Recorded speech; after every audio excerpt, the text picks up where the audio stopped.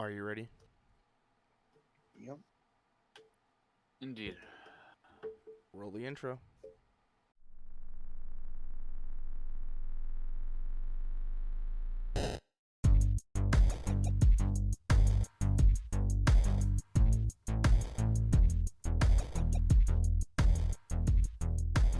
Hello, everybody, and welcome to a brand spanking new episode of Bitcade. My name is Ryan Emore. Joining me, like always, on this magical adventure is... Sticky. And also featured in the last, 4 episodes of Bitcade, but he's here again. Tyler. What's good? There he is. Hey, how you doing? Pluvio himself. In this episode, we are going to be talking about Dr. Disrespect possibly having a new studio in the works. Game of the year so far, and a canceled Power Rangers game.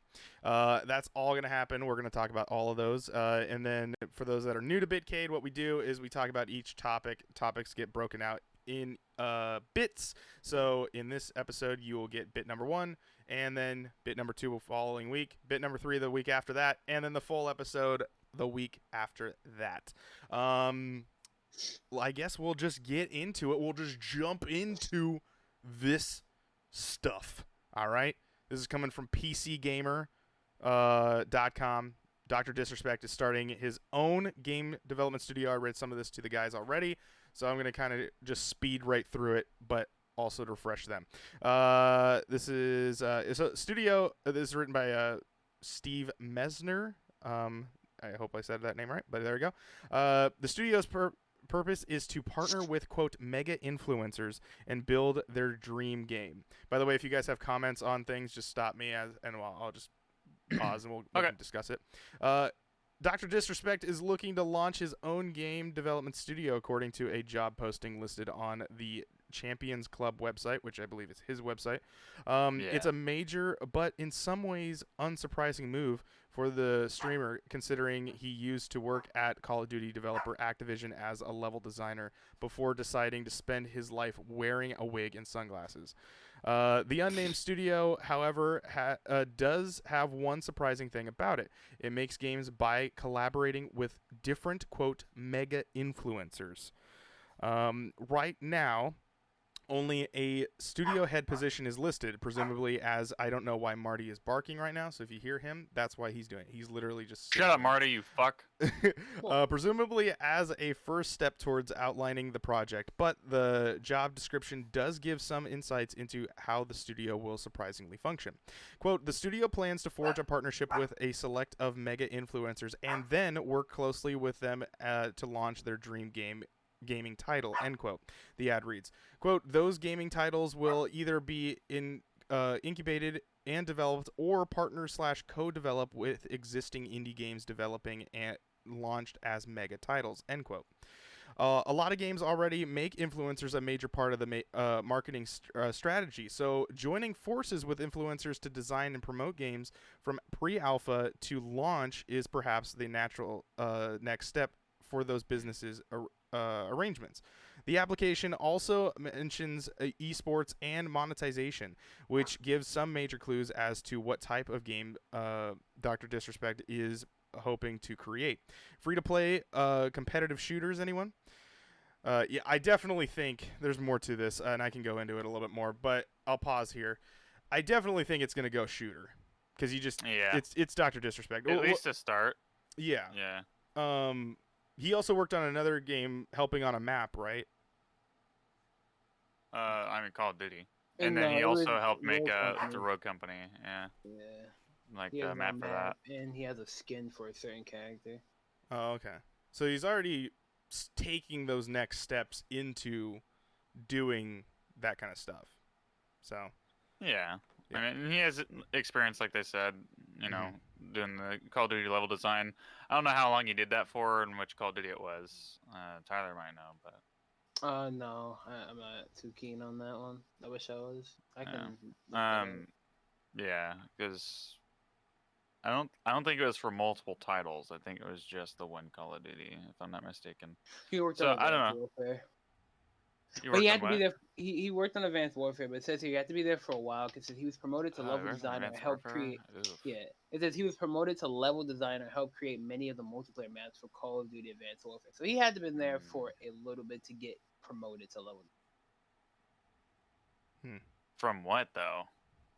I don't know. He has to be in the scene at least though. He didn't working on level design was probably like a fairly new thing for him, but he at least was on the scene for a minute.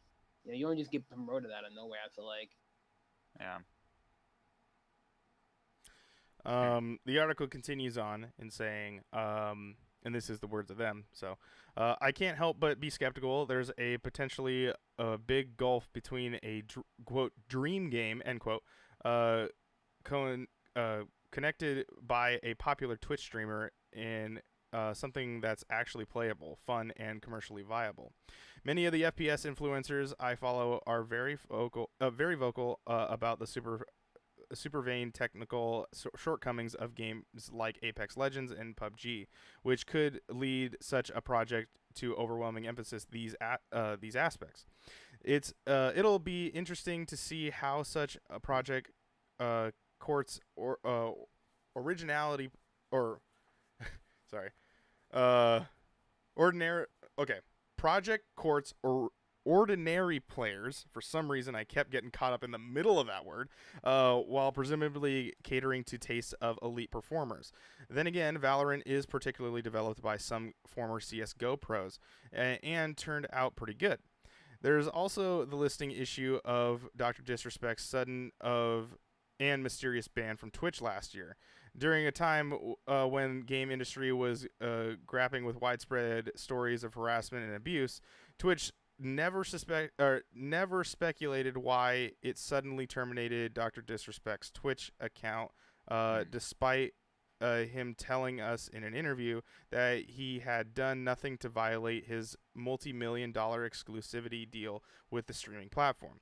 Though rumors abound, no concrete information ever surfaced explaining what had actually happened. Weeks later, he switched over to streaming on YouTube, where he's been quietly doing his thing ever since. If you dream of making, quote, mega titles, end quote, with, quote, mega influencers, end quote, you can check out the job application here. And that was from Steven Messner from PCGamer.com. Okay. Do you guys think that Twitch will allow his game to be on there? I would think so, yeah. If it's super popular, they're not going to deny a paycheck. He's not even allowed to be at like tournaments that Twitch is going to have. Yeah, but that makes sense. They already banned it from the platform, and those tournaments that Twitch runs, they run those, so that's all fine and dandy. But in terms of like keeping a game away, I don't feel like they'll do that. I don't know, man, because like the thing is too is that if he's on somebody else's stream in the background, even somewhere, people can get banned. But that's his direct presence, not a property. Yeah, I think what's going to happen here is like how that was starting off. The job application, I guess, is for like a lead head. I think he's going to find that person and wants to just be connecting with him all the time. But it's going to be like sort of a Disney sort of situation where you got like he's the main guy.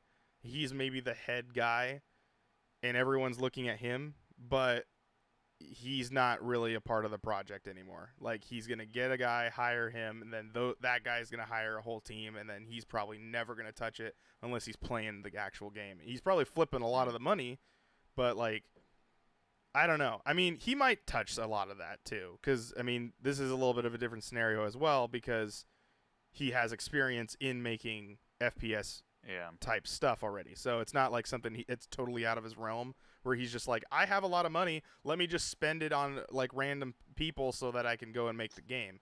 Like he could theoretically do it. Then? What was that? Like do you think he'll go independent and just fund it himself, or do you think he'll get I think he's going to probably open up a studio. I think that's like what you have to, main thing is. But you go have ahead. to prove yourself. So he would have to be independent at first, and then if he makes something that's quality, then somebody could possibly pick him up. Yeah, I think what they're going to probably do, make a concept, get it off the ground, and it's going to be him flipping most of the bill, and then probably try to sell it to somebody. I'm not saying like an EA or an Activision or a Microsoft or a Sony, but like maybe somebody else publishing it, like THQ Nordic could probably do it, or something like that, or 2K maybe even, but like really subsidiary of 2K. But yeah, I think he'd probably try to sell it, like get it off the ground, and then he'd sell it. But he's probably not making any profit until way down the road. Right.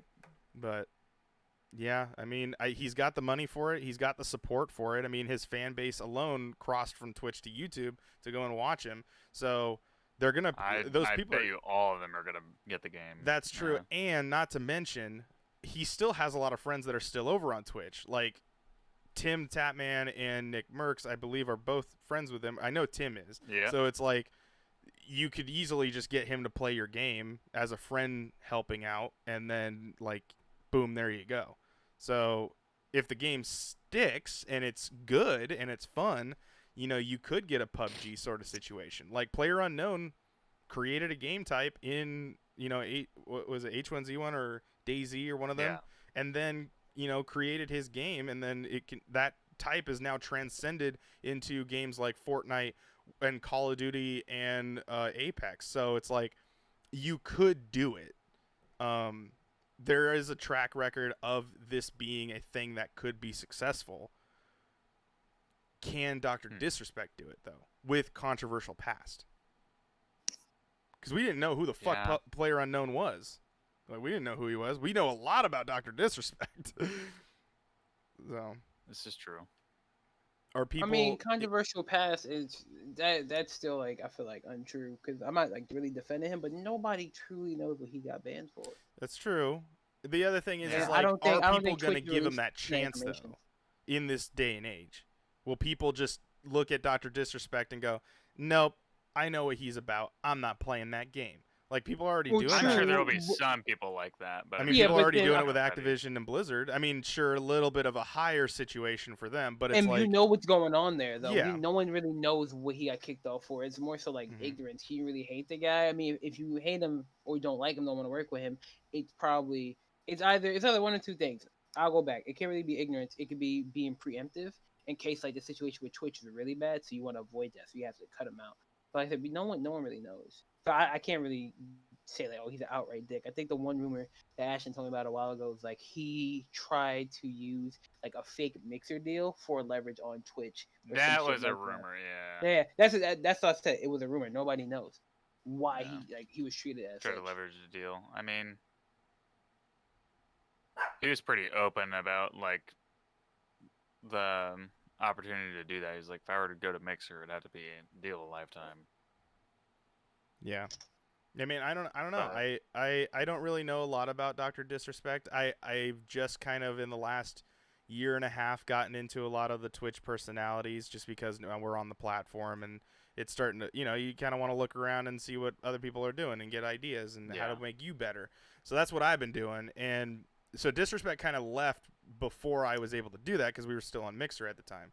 So, and I wasn't really streaming. So now I'm streaming and now I got more stuff like to kind of build off of, but so I kind of missed the train of Dr. Disrespect and how he streams stuff.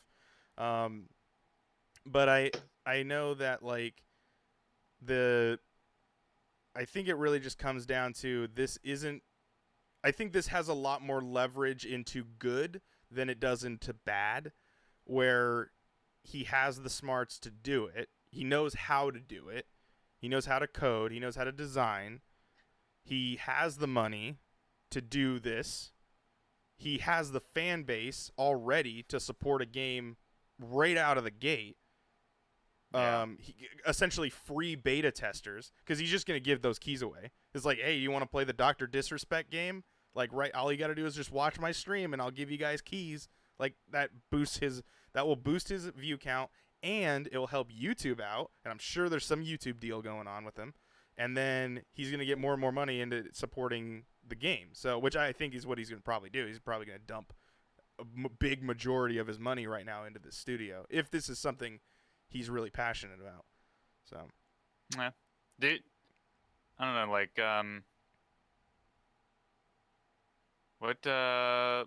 I'm trying to think of like if he'd want something super realistic or if he wants something like kind of like crazy.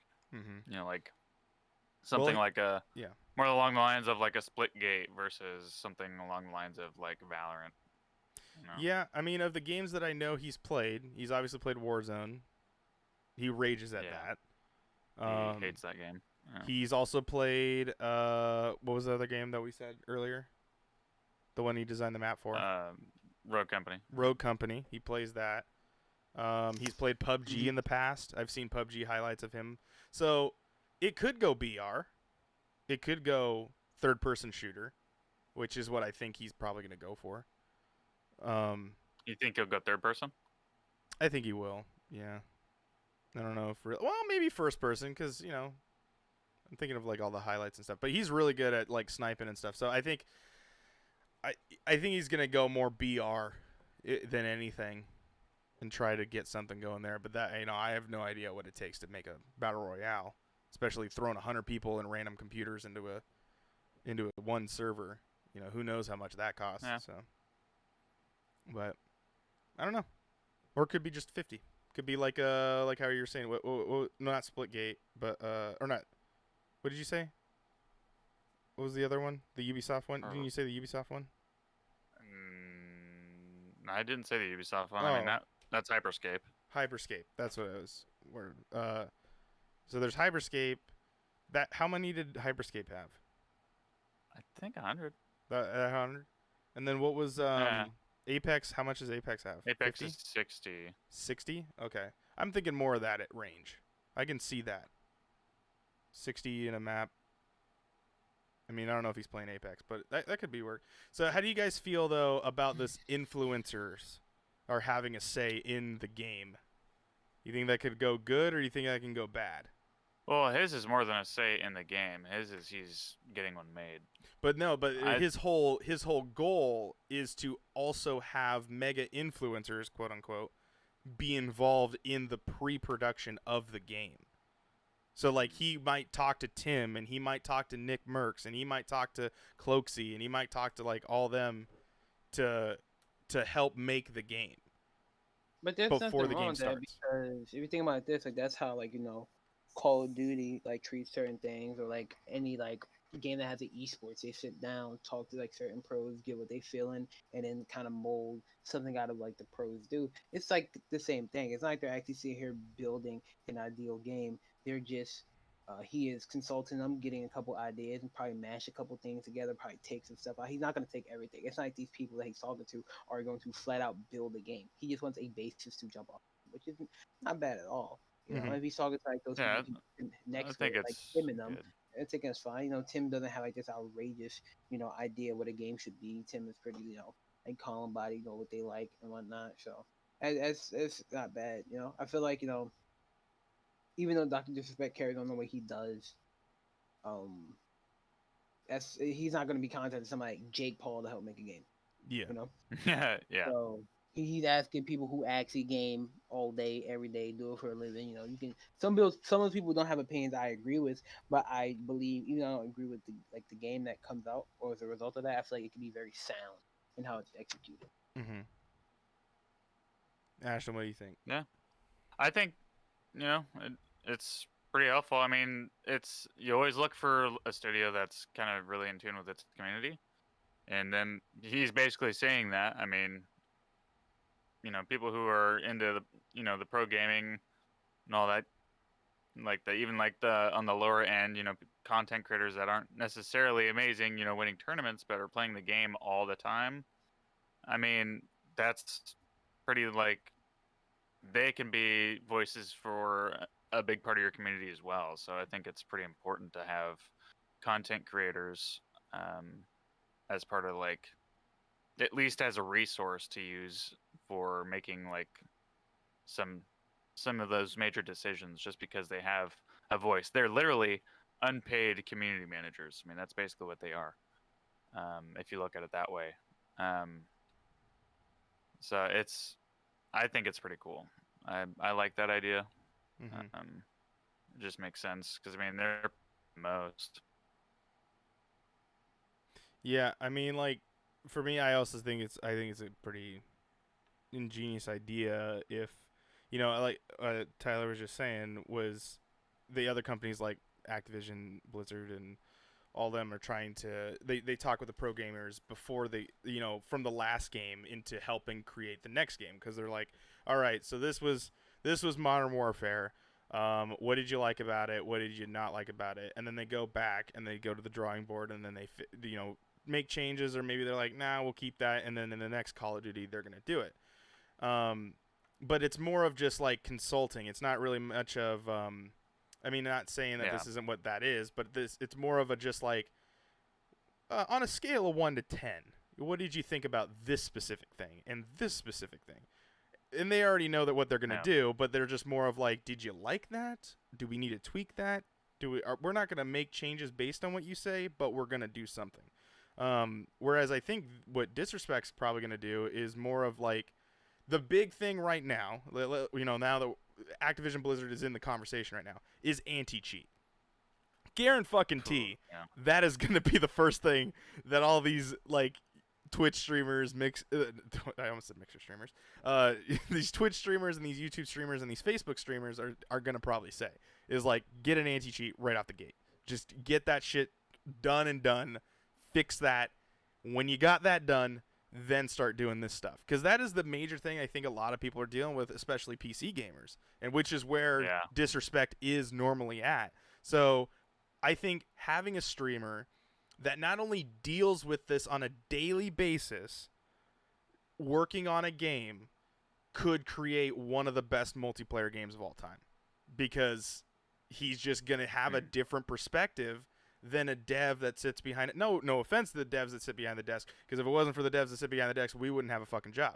But I'm just saying, it's a lot different of a perspective of things when the dev is not on Twitch getting stream sniped, having to deal with live confrontation, whereas he could easily implement something that could have something that affects that situation. So it could be interesting. It could be very interesting.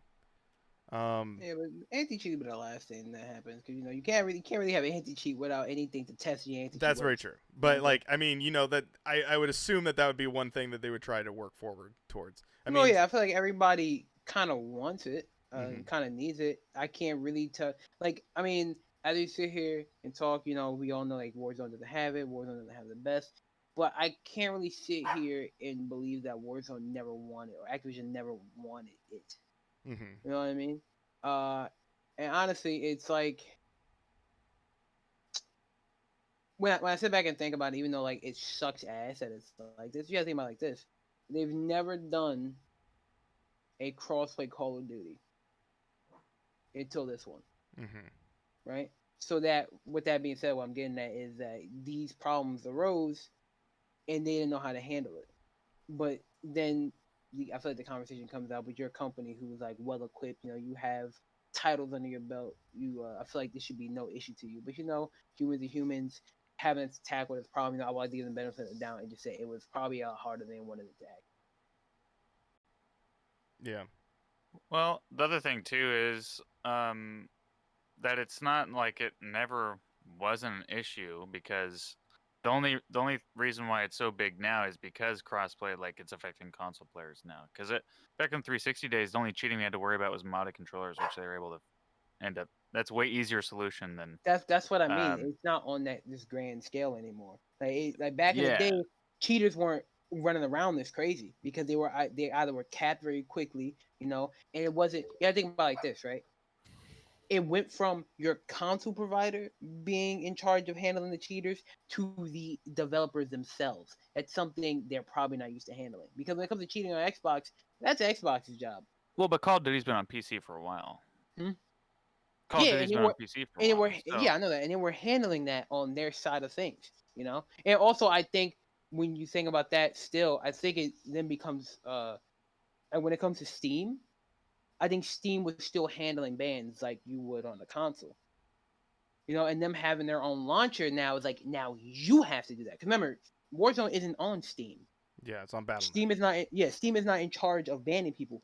Warzone is in charge of banning people. So now you have to handle it, and you don't know how to handle it. Yeah, I mean, I don't really know how. I don't know the logistics of how they would have to handle the anti-cheat stuff.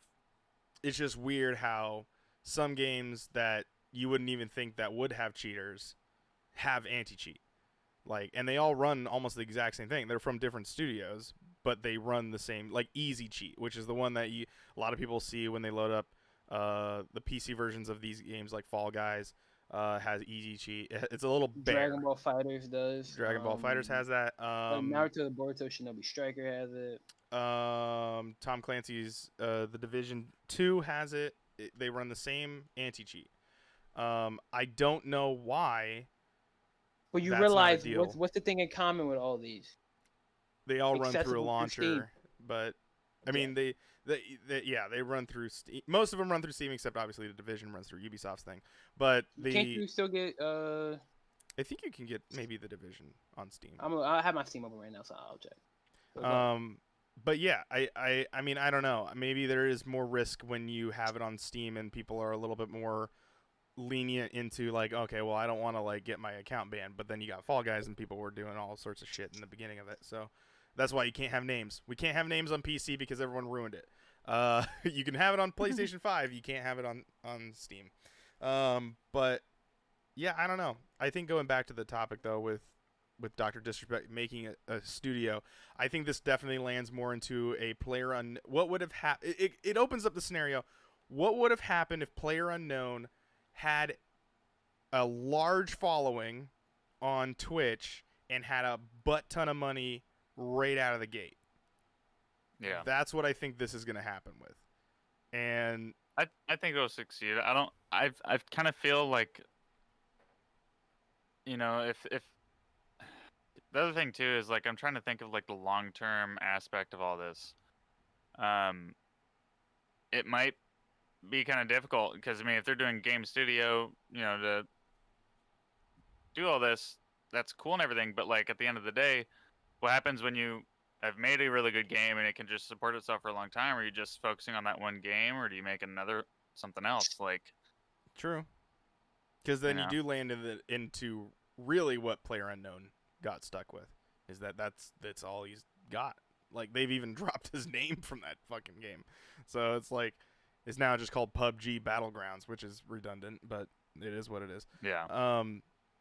But yeah, I mean that does open up a question. Is that what he wants to do? Does he eventually see himself as his next business adventure starting to wean away from Twitch, use his gain from Twitch to then launch this studio, and then to eventually just create his own gaming studio? I mean, that could be his dream. That could be like his whole thing was like, oh, I've always wanted to do that, but I've never had the money to do that. Boom, there you go. You got a sustainable income from YouTube, and by live streaming, getting tips and getting subs, and now you know it could easily help him launch his dream if that's what it is. Yeah. But lots Good. of we might circle back to this in the upcoming days. This was only this news broke about 4 days ago is what the article was written. So we'll see where Dr. Disrespect goes. It's gonna be interesting. It's gonna be an interesting road. Yeah. Any final words? That's all I got. yeah. Okay.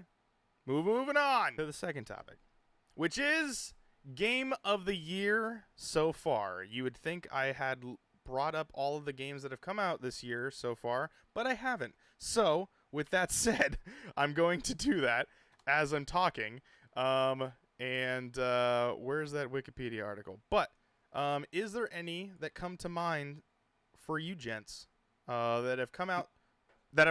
We'll jump to the future in just a moment, but that have come out that you would like to highlight?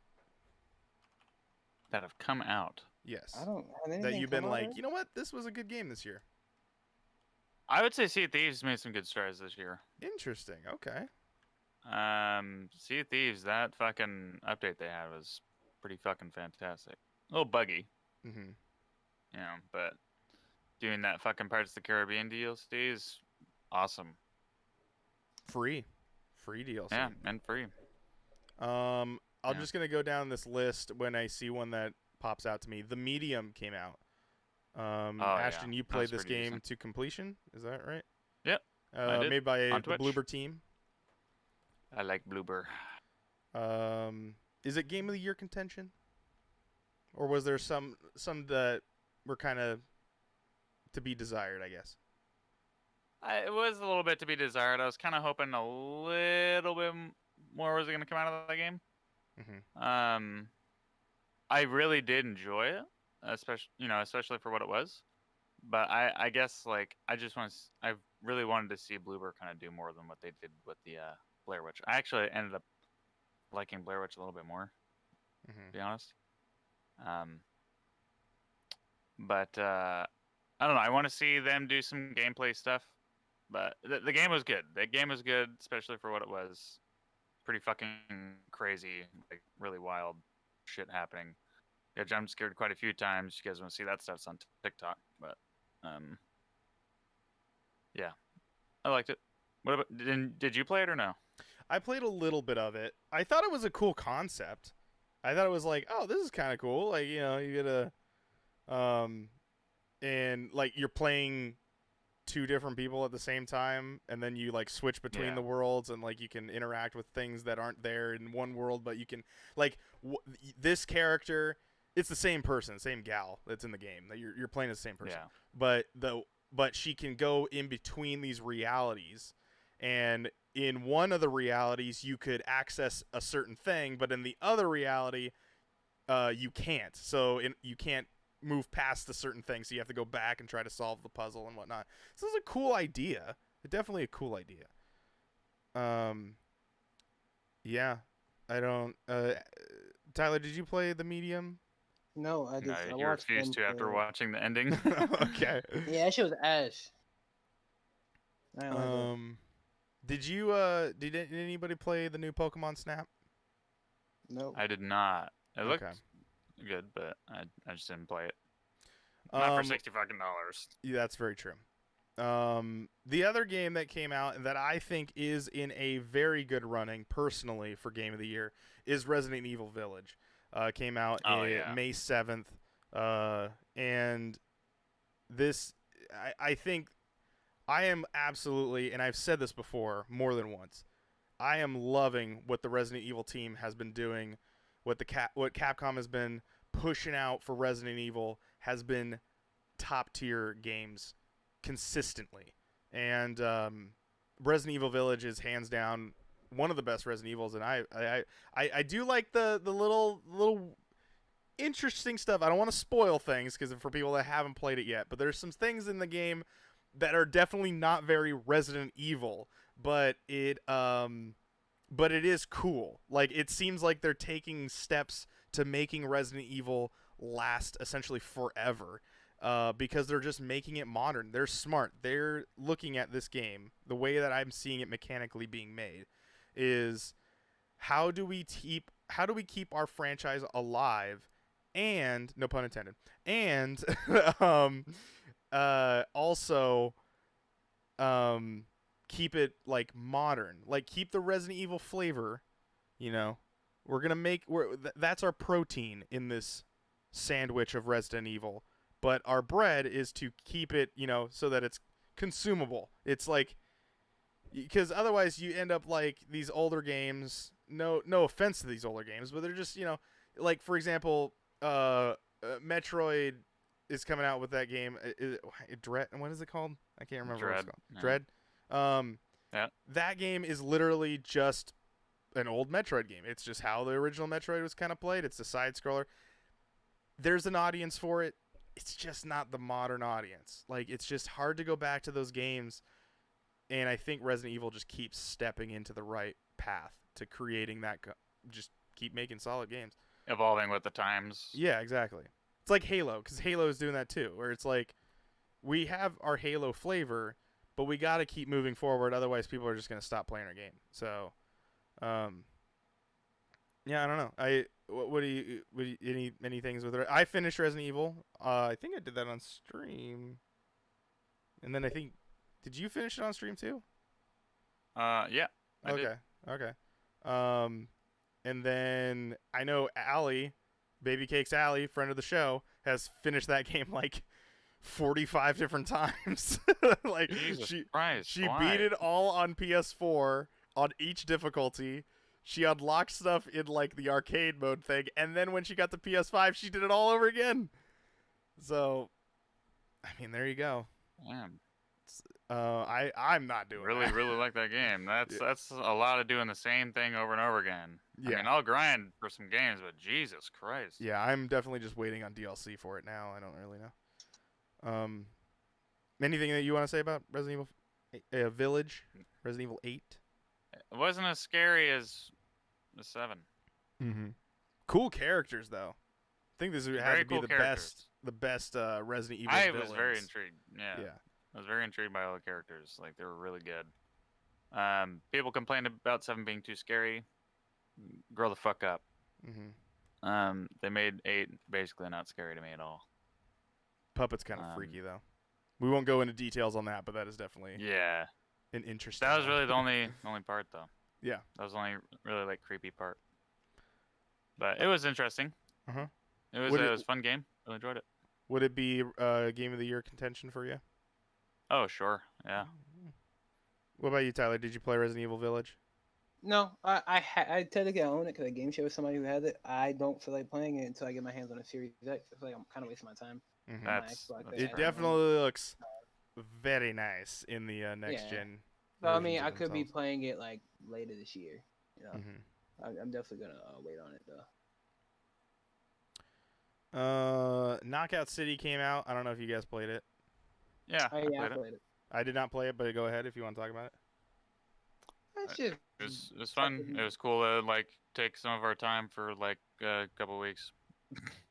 yeah, That's that's all it about was it. good for really. Not much I really like need to say about that one. Chivalry 2 came out this year. That's a June fantastic 8th. game. Ashton, this is a game that you and Michael have been playing. You can go ahead and give your little Oh synopsis yeah, of dude, it. it's just medieval fucking ass kicking. It's basically what it is. First or third person combat. Just medieval battles, man. That's basically all it is. It's fun. It's gory. You also kill people Runs with pretty bread. well. Yep, I've killed people with the stalest bread known to mankind. Yeah. So Is yeah. it game of the year contention for you though? Just because of the type of game it is, no. Mm-hmm. Do I really, really enjoy it? Absolutely. Is it the best game, like, given the genre that's out? Yeah. Easy. Easily, yeah. Another game, June 25th was Scarlet Nexus. Did any of you all play that? No, I've been waiting to play it for the same reason because I played the demo on my Xbox. I can tell I'm gonna enjoy it a whole lot, but again, frame issues. So really trying to wait until Series X later this year. My plan is if I can, maybe Series X before Battlefield comes out, which is like in October. So hopefully I would like it before then. Another game that has come out very recently, as of July 21st, was Pokemon Unite. This has been a game that we've been playing a lot of, which has been very crazy that this has been one of those games that have just been. It is honestly dusted off the cobwebs of my Nintendo Switch, like. Yeah. And honestly, for me, this is a game of the year contention. For personal reasons, I don't know if we're gonna vote for it, but here's the reason why. I think as much as a lot of people say, "Oh, the game's pay to win," it's not pay to win. No, it's not. It's not fucking pay to win. You gotta be good at the game. Does it help that you boost up your abilities and whatnot, like your little held items? Yeah, it does help a little bit. But here's the thing. You also got to be relatively good at the game. You're going to get your shit kicked in once you start getting into the higher ranks. That's just what's going to happen. And it's definitely a game that's designed for having five of your friends to get together. It's just really difficult. It Yeah, is pretty much randoms just, are really bad. You end up with playing with a bunch of kids on the Switch, yeah, and and they that's kind of don't know what what you a got to MOBA do. is. You're dealing with Pokemon kids and you're dealing with Nintendo Switch kids, so it's definitely going towards the younger eye. I would love to see what the like age bracket of who's playing Pokemon Unite. Like, I'm curious to know if we're actually playing 8-year-olds or if we're just getting like terrible adults. Like, so um but yeah, I mean, for me, a game that has made me pick up a console again, I have to put it in for my personal self that Pokemon Unite is in Game of the Year contention for me, because it made me play my Switch again. I play it on a daily basis now.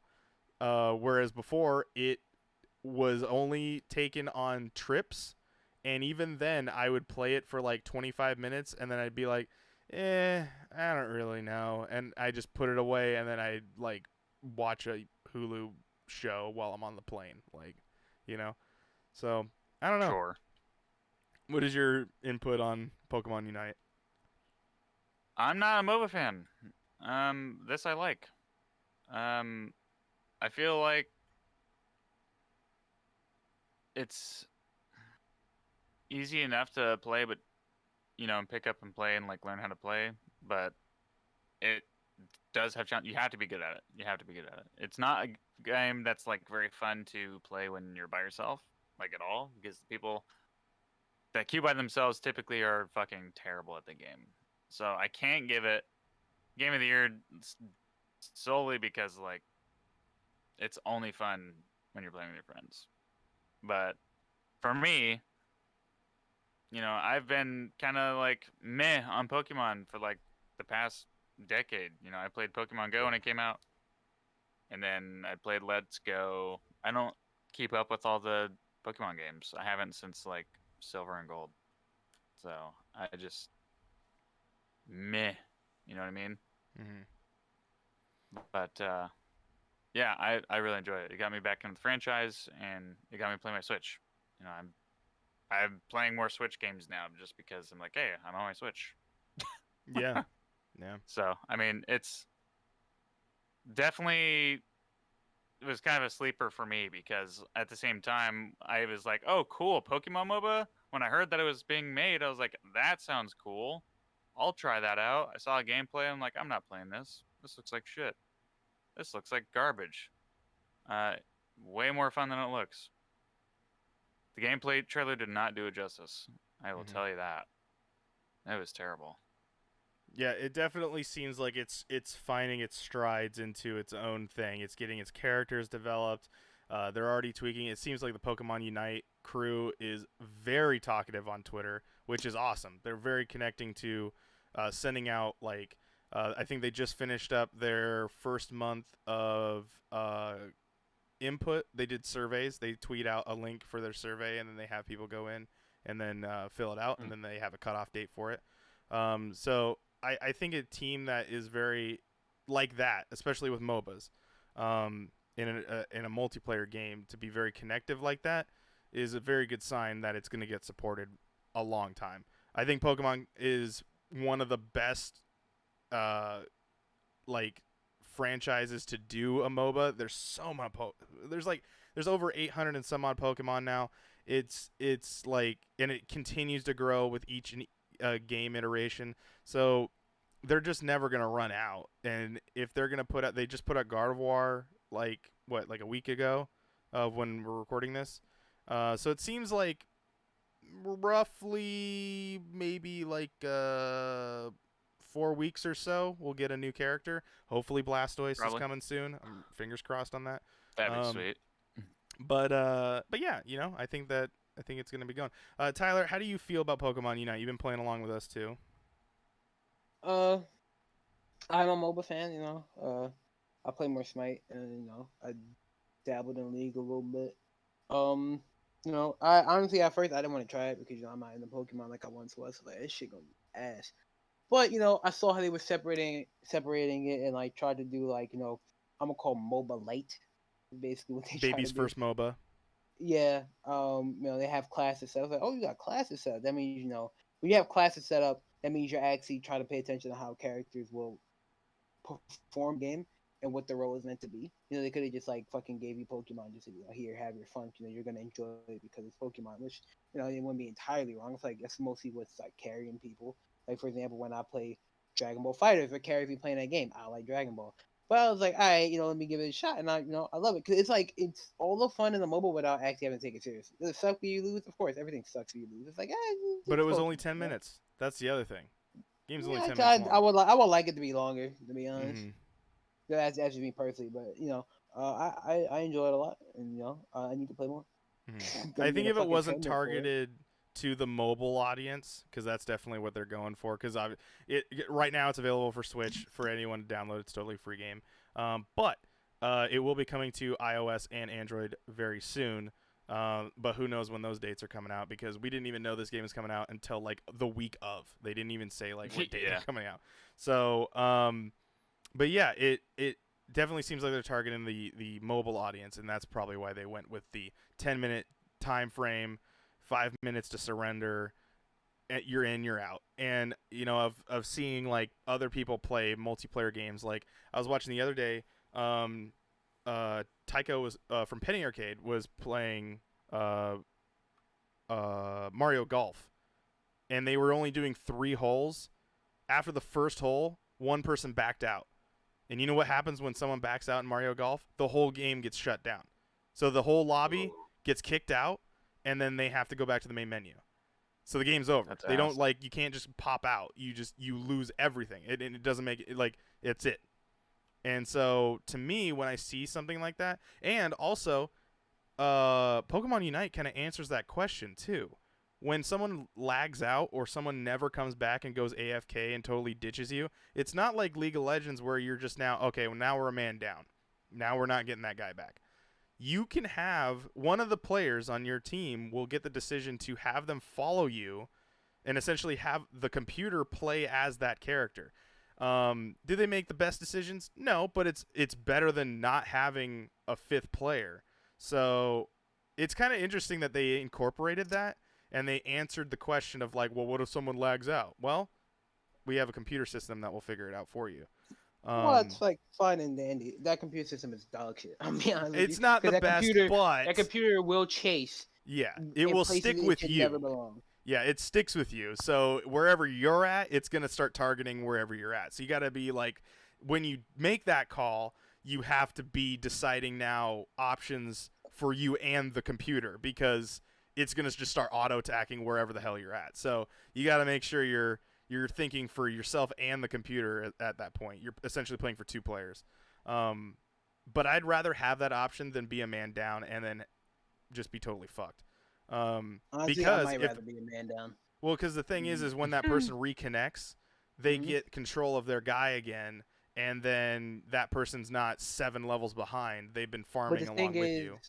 sometimes in different you don't need to implement a system like that to I don't know. I've been have in league certain matches where someone goes AFK and it's See, fucking lost. That's League. I'm pretty sure. I think they do it at Smite. I haven't played Smite in a long time, but if somebody like connects at a certain point, they give them like courtesy gold, and give them like a little bit of like a level to get like to a certain point. So it you should just implement a system like that, But the thing which makes that harder to do is I'm pretty sure game companies can't tell what a DC is and what a quit is. They treat Yeah. them all the same, which fucking sucks. So that is pretty much all the games that have come out. I do have the list. I am on the same Wikipedia page, so I can continue on with future games as well. Was there any that I didn't list off that have come out this year, or I can check to see if it did come out this year, that stands out to you guys? I think you hit it right Not there. really. It's been pretty dry so far this year. It definitely seems like this is the COVID Most of the stuff's year. coming out in the fall. Yeah, like this is we still got some games last year, but this is what's gonna be really affected is this year leading into next year is how I'm kind of seeing how this is all panning out. But the current date right now is August 14th of recording this episode. So the games that are coming out on the 19th is 12 Minutes, which is a game that I've been kind of looking forward to. It has I believe Daisy Ridley's in this. Is that who's also in there? I know. Was it Yes, James McAvoy, Daisy Ridley, and William Dafoe. This is that Yeah. game. They're in a game? Yeah, 12 minutes. That like where like your life like repeats Mhm. over and over. You have to relive the same shit. It's like top down Uh, view. It's been shown That's multiple times. interesting. Mhm. It's I been didn't know shown they were in like that. two. Yeah, it got Mhm. shown at like two E3s. It was only like the most recent E3 that they announced that hey, we have these actual actors. Then I just dropped my camera for school. Yeah. Yeah. It's only recently that they revealed all the actors in it. Like you Interesting. said. Yeah. So instead of putting that money towards game development, That will be Well, I mean, coming the game is out. very simple in the first place. So That'll be coming out to Windows, Xbox One, and Xbox Series X and S. So it seems like it's just an Xbox exclusive for the time being. And who's developing this?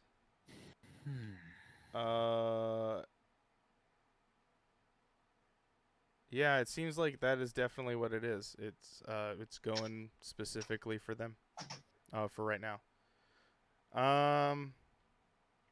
And then we're obviously getting Madden 22 on August 20th. yeah. I'm not really looking forward to it, but hey, there it is. We're also getting a new Aliens game, Aliens Fireteam Elite, which is coming out for Windows, PS4, PS5, Xbox One, and Xbox Series S and X. This is made for published by 20th Century Games. Sorry, they don't use that Fox name anymore. And Cold Iron Studios is making this game. This is kind of like keeps popping up here and there. I have not really any idea about what this game is about, but I guess the premise of it is based on the second film. The game's story is a sequel to the Alien trilogy set 23 years after the original films. The player assumes the role of a colonial marine on board of the USS Endeavour, a spaceship tasked with responding to a distress call from the outer colonies. well, the interesting thing about that game is that which makes it like sort of appealing, and it takes on like a kind of like arcadey type style. Like think of playing like an Alien Borderlands. You have classes. You're specialized on those classes. You can build those trees accordingly. You know, and that's what attracted me to the game because I've looked at it first like big trailer for it a while ago. But yeah, I think it's very interesting. I haven't kept up with it as of recently because I haven't heard any news. It's like one of those games you have to go fish for it, and if you don't, you're not going to see anything. Mm-hmm. It's very interesting, especially from 20th Century Games. With their opposing studios. To me, I kind of compare them to like Warner Brothers, where they're publishing and whatnot. And we're kind of taking a look at the gameplay here. It's a third-person game, but it looks fun. Like I've seen it periodically through life, but I've never, like how you're saying, unless you're looking for this game. I'm sharing my screen to the guys right now, here in Discord, but it looks like, I don't know. It looks kind of fun. It seems like there's a class system. Looks like I'm playing Gears. No, there's a class system. Yeah. Sure. Like Assault and all that. It looks like I'm just playing Aliens Gears, to be honest with you. Yeah. Or maybe I'm hoping more for a third-person Left 4 Dead, is what I'm kind of looking forward to. It could turn out like that if they do it right, for sure. Yeah. I mean, it has potential. Of course.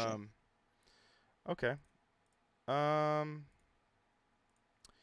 Let's see what else we got here. Psychonauts 2 coming out August 25th.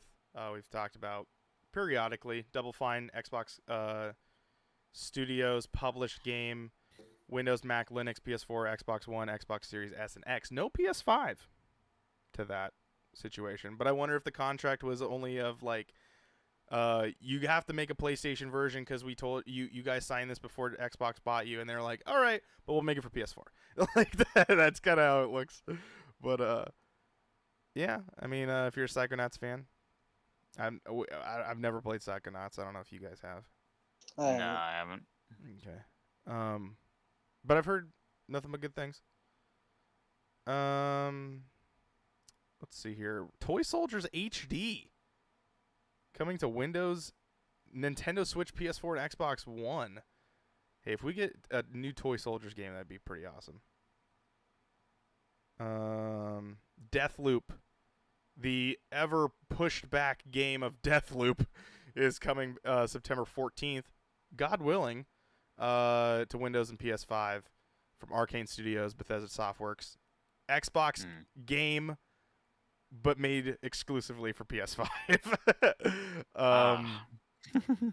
What do you any input on Deathloop now that we haven't talked about I already? don't really care about it. Not really. That is intriguing to me, of why you don't care about it. It's just nothing. It just seems like it's not. If it were to not be a full 60, I feel like it's gonna be a really short game. Could be. I'm getting.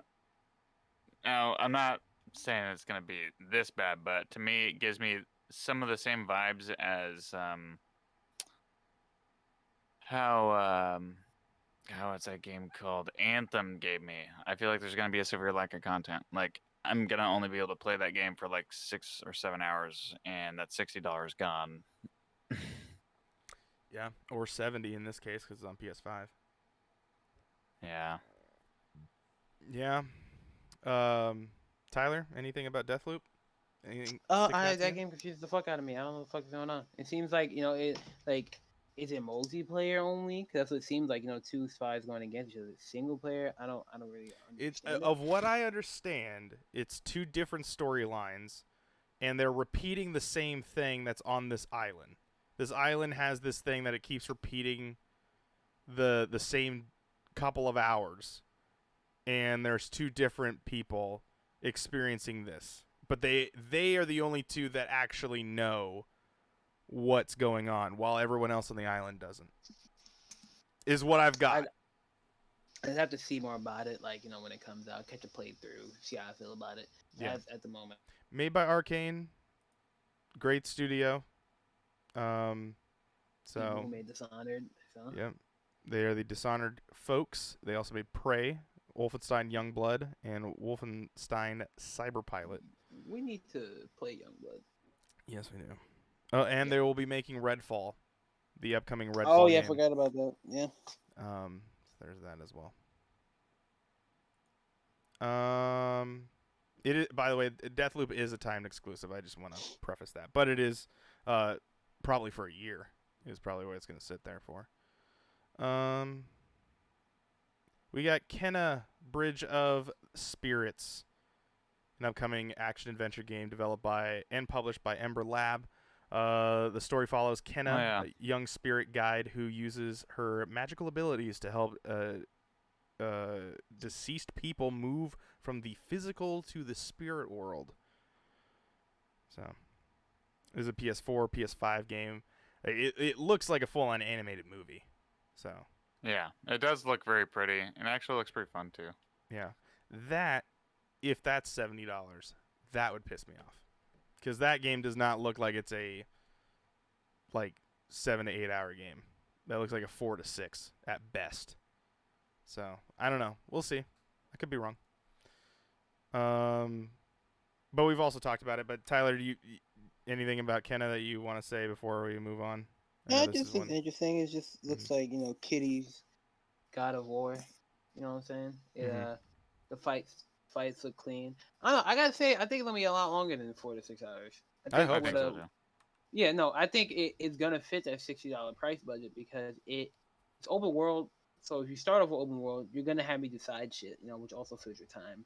And depending on how big the map is, I think it can really fit that, 8 hour, 10 hour completion time, full completion, of course. Mm-hmm. So. Diablo 2 Resurrected coming out for Windows, Nintendo Switch, PS4, PS5, Xbox One, Xbox Series X and S. You're excited about that? No, a lot of people are. Oh yeah. Diablo's cool, but I'm not a diehard fan. My dad has played Diablo 3 from beginning to end at least about 7 or 8 different times, or more. I lost count actually. he loved Diablo 3 on console when it was released on Xbox and stuff. He was playing that, so I'm sure he'll probably snag it. I wouldn't be surprised. Let's see here. Just looking at more of the stuff here. Oh yeah, we got our Hot Wheels Unleashed game coming out on Windows, Nintendo Switch, PS4, Actually look PS5, good. Xbox One, and Xbox Series X and S. Yeah, it's very interesting. It's that they're Weirdly good. I don't know why it looks that good. It just does. yeah. Hey, Yeah. if it's like I don't know about $60 worth of content, but hey, we'll see where it goes. It depends. It depends. I'd have to see how much content there is, because I mean the quality's there, but is the quantity there? For what again? What are we talking about? Sorry, my mom. For Hot Wheels Hot racing Wheels game. Unleashed.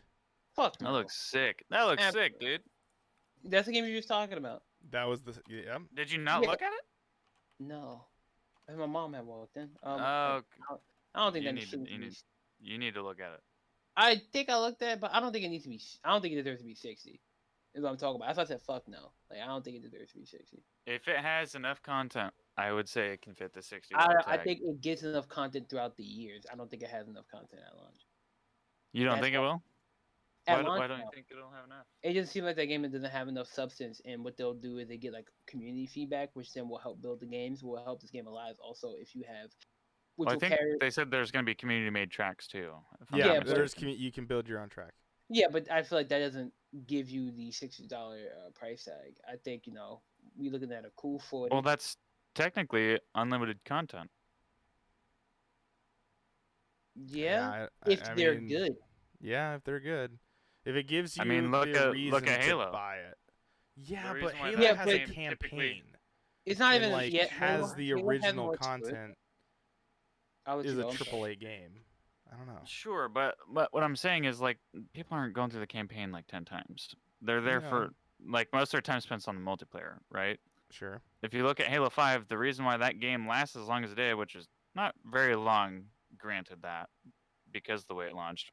That aside, the dev-made maps were all brought over. There was like no like new content in terms of like the maps being made. They just made them to suit the movement, the new movement in the game. Whereas the really good maps that they ported into like the playlists and stuff all came from the community. Yeah, that's all fine and dandy. We have to think about it like this. Forge mode has been around for a long time. So even if Halo 5's new working Forge mode wasn't like as polished as it was, it still would have produced a pretty good maps if it was still basic Forge. This is a new game, right? We don't know how its creative maps are going to go. I feel like you can only take this so far. I don't think it will have the functionality and freedom that Halo was able to give Well, its no. creators. Yeah. That's what I mean. That doesn't give it. It gives it 40 for me. Hard 40. 40, huh? Oh yeah. These Yeah. look I fun. wonder if it'll be fun on and Game normal. Pass. That'd be sick. If it was on Game Pass, that's good, but I can't see this being 60. Yeah, I think it would have. I think this game has to come to something like Game Pass in order for it to succeed. Like people just gotta play it. I think is what this game looks like. And the other thing is, there isn't really that many kart racers. There's no like This is fun true. kart racer. What are you gonna go play Mario Well, Kart? Okay, there's cool. I can there's only play my Switch. Wreckfest. Yeah, but it's not a kart racer. There's what? Wreckfest. I Where haven't I'm been just able saying, to like, do you're that. just in a buggy and just go. Just race. Have fun. Enjoy it. This, to me, seems like a fun, like, drunk stream that we do. Like, I could see, like, a group of people playing this game. And look how many fucking people are in this. There's 12 racers in this that we're seeing here in the trailer. But, like, I think it has potential, but it definitely is, to me, I have to play it to feel how it feels. And of what, I've watched this IGN video before, and they say it plays really well. Like, it feels good. So I hope it's at PAX West. I don't know if this I'll be episode playing would be at coming PAX out if it's before there. PAX West. So, and hopefully I can get my hands on it. But yeah, I don't know. We shall see. Yeah. FIFA 22 coming out October 1st for people that want it. Super Monkey Ball Banana Mania is coming. Yay. I just saw recently getting that that. Sonic will be making an appearance in that Super Monkey Ball as well. Yeah. I don't care about that. Are you gonna pick up this one that's coming out to Windows, Nintendo Switch, PS4, PS5, Xbox One, and Xbox Series X and S as well? Wait, Monkey Ball is? Yep. Oh, I have to decide if I want that for my Switch or the Xbox. Yeah. Xbox for the achievements and probably the better performance, but Switch because that is a good game. What the And there hell? might be No. movement controls too, if you want like more of the Wii play style of things. No. Mm-mm. Tyler, need that. you a Monkey Ball fan? No, absolutely not. Yeah, I didn't play it either, so don't worry about Yeah. it. October 7th, Far Cry 6 coming out Windows, PS4, PS5, Xbox One, Xbox Series X, and making an appearance Stadia, made by Ubisoft Toronto. Ooh.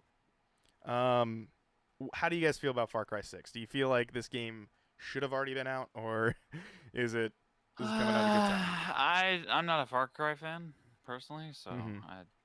I think this one has potential. It looks cool. I'll give him that. I might give it a shot. Yeah.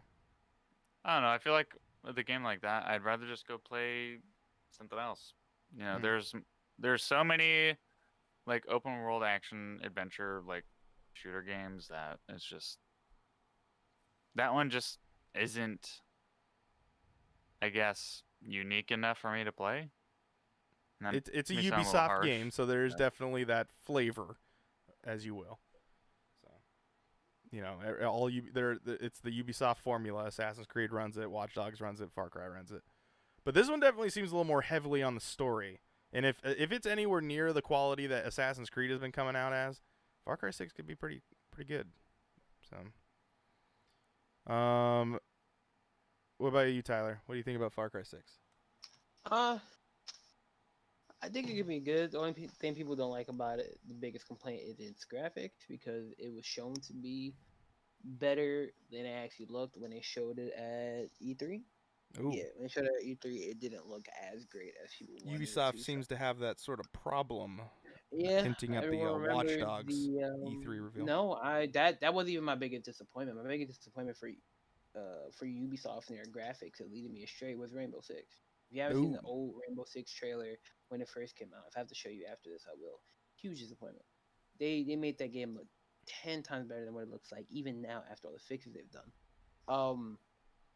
But I think it could be good. I enjoy playing 5, but it does feel like what goes on in which it's like no open world game has fully sold me on is just the world seeming dead. 5 did a decent job at it because they put like random enemies, places, you know, have the animals you can kill, but essentially the area still feels a little like too dead. So I don't know how this one would be.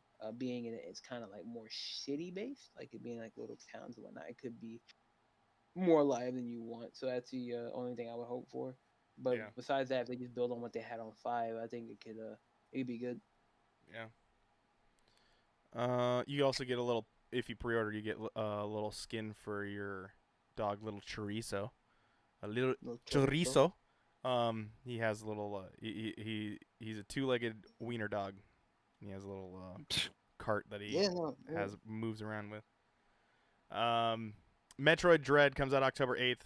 Kind of hit and miss on this one. I've just got to see it come out and see what people think. Yeah, I'd be okay for like the nostalgic purposes because I did play like Metroid on the when I had my Game Boy SP. Mm-hmm. Those were the good old days. I'd play it just for nostalgia, but I'd be more interested in the 3D. They need to fucking hurry up with that shit. Like this, I don't even really care about as much because we've been waiting so long for the much better game to be getting done and out to people that we've been waiting like honestly decades for. So yeah, I mean the thing about Samus is she falls into this weird category of like she's a known character, but no one plays games that she's in. Like Smash Brothers keeps her name alive. It's like Captain Falcon. It's like everyone knows who Captain Falcon is. They've never played like any games that he's in. So it's like with Metroid, it's a name that people recognize in gaming, but I think the modern, like the newer gamers, the kids, even like after us, not really Metroid knowing. They just know Samus from Smash Brothers. So Yeah. I'm hoping that she's such a cool character that I really hope that the Metroid Prime series gets revived with 4. But like we'll see with Dread coming out to apparently I'm seeing here it's set after Metroid Fusion. That was a 2002 game. So and of what I've heard also about Metroid Dread is this game has been in like the talks in the works for years. So Really? it's cool that like this because I guess reading this it says Metroid Dread, also known as Metroid 5, is an upcoming action adventure game developed by Mercury System and Nintendo EPD for the Nintendo Switch, and is set after Metroid Fusion 2002. So, yeah, I mean we'll see what happens. October 12th, big game for us here at Primal Target. Back for Blood comes out. Windows, PS4, PS5, Xbox One, and Xbox Series X. Turtle Rock Studios, the amazing studio behind the hit game Evolve. Fuck you! Don't you dare. All right, go ahead. Talk about it. They're Well, hit Evolve or Back games, to Blood? Half-Life and Left 4 Dead. Those are the games we recognize them for. No, we're gonna recognize Evolve. Evolve was a good game. It just didn't have the support it fucking needed. It was a really good game when it was like actually what was sad about it is that when Evolve unfortunately had to die, they were actually in the stage of rebuilding the entire game. It was very good. I enjoyed the shit out of it. But now it doesn't have dedicated servers. There's no support coming out for it, obviously. But you gotta throw that out there. It wasn't bad. Yeah, I feel like that game definitely was way, way ahead of its time. That was a 4v1 game, was Evolve. So, obviously that type of game is sort off into doing its different thing. But Back for Blood, a lot of the people from Valve that worked You think on you're so fucking funny, don't you? Left 4 Dead. What? You think you're so fucking funny, don't you? Back for Blood. Oh, okay. Yeah, sorry, I didn't get that one. But this is made by some of the creators that created Left 4 Dead. They have gone on and made their own studio with Turtle Rock, obviously making Evolve. Didn't work out for different reasons. And then they have been in Seeker's Highlands, and then they created Back 4 Blood. So, how do you guys feel about it? We've all gotten to play the beta. Sorry, no demo. Demo doesn't exist anymore. Beta. How do you guys feel so far? You guys got to play also alpha. So, how do you feel like the game's going? How do you feel like it plays? Is that potential? You wanna? I have some misgivings about it. Yeah, Oh. I'll let Ashton go first. You want to do the good or the bad me- first? Let's do the good. Okay. Let's do the good first because the game is good. The game is good. We played the alpha and we played the beta. So I mean, we got quite a bit of time playing the game. It is very challenging, which is a plus. It is pretty like some of the monsters are pretty cool. Some of the zombies are pretty interesting. They're pretty unique. Some of them are kind of paying homage to their Their predecessors. Left 4 Dead franchise, or Yeah. their predecessors. With like the Boomer, kind of a light version of the Witch being in there. The game looks good. It plays pretty well. It runs pretty well. I don't know. It's fun. All the map design is actually pretty cool. So that's what I like about it. Okay. And what about the bad? Oh, the bad? Well, I personally do believe it is a little too challenging. That's saying a and that lot, may be too, by the because- way. Yeah, it may be because I haven't like leveled up all the cards and whatever, and that might be the point of the card system. But again, I also don't really care for the card system.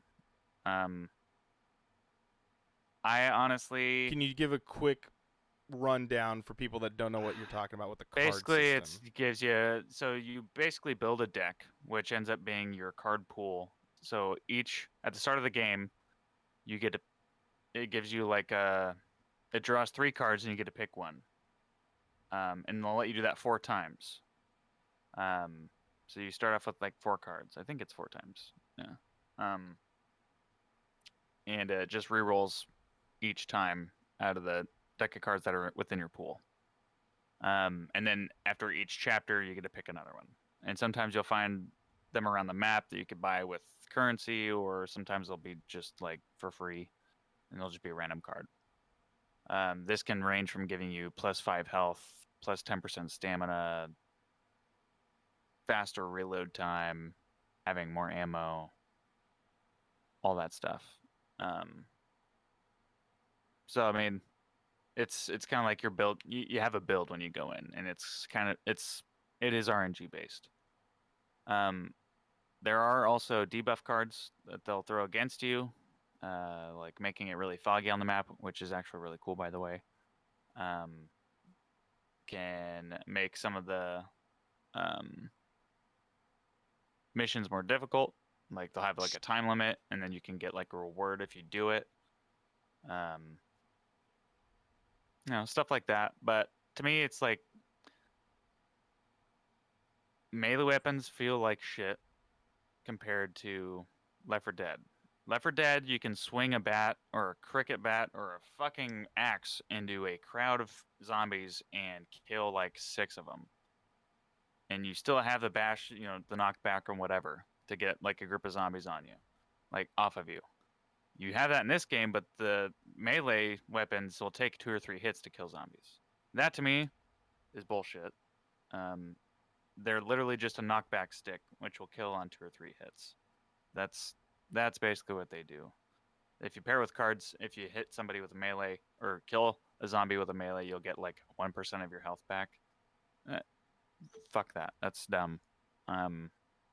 That being the only reason, like there is a way to stack it to where you can be like a front running like tank who fucking runs around with a bat or a machete and will do a lot of the shielding. You can be a tank in the game if you really wanted to. But I feel like it takes some of the fun out of the game. Instead of just playing it and having fun, you then have to think about what you're going to do if you're going to be playing on those like high skill levels. Each person has to play a different role, it feels like, if you're going to be playing on those high difficulties, which to me kind of takes away some of the fun. To me, the game feels more like World War Z than it does Left 4 Dead, unfortunately. Okay. Tyler, you also played alpha and beta. Let's talk about the good. What is the good stuff from this? And which one, the alpha or the beta? Of all of it, of your whole experience with Back 4 Blood. What are the good things? I mean, I think the cards can be good. The only like gripe I would have is like in the beta we were kind of given shit cards, but I guess in the alpha they just wanted to see how cards impact the game. So I think we were given all of them. Which like for example, starting with a pistol, starting with unlimited ammo, was a card changer. Like that shit was fire.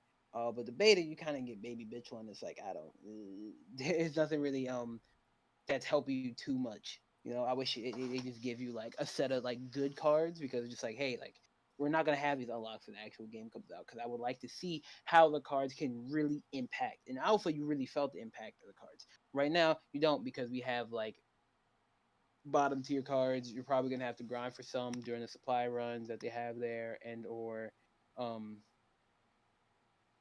think that's the only way you get cards is the supply runs actually.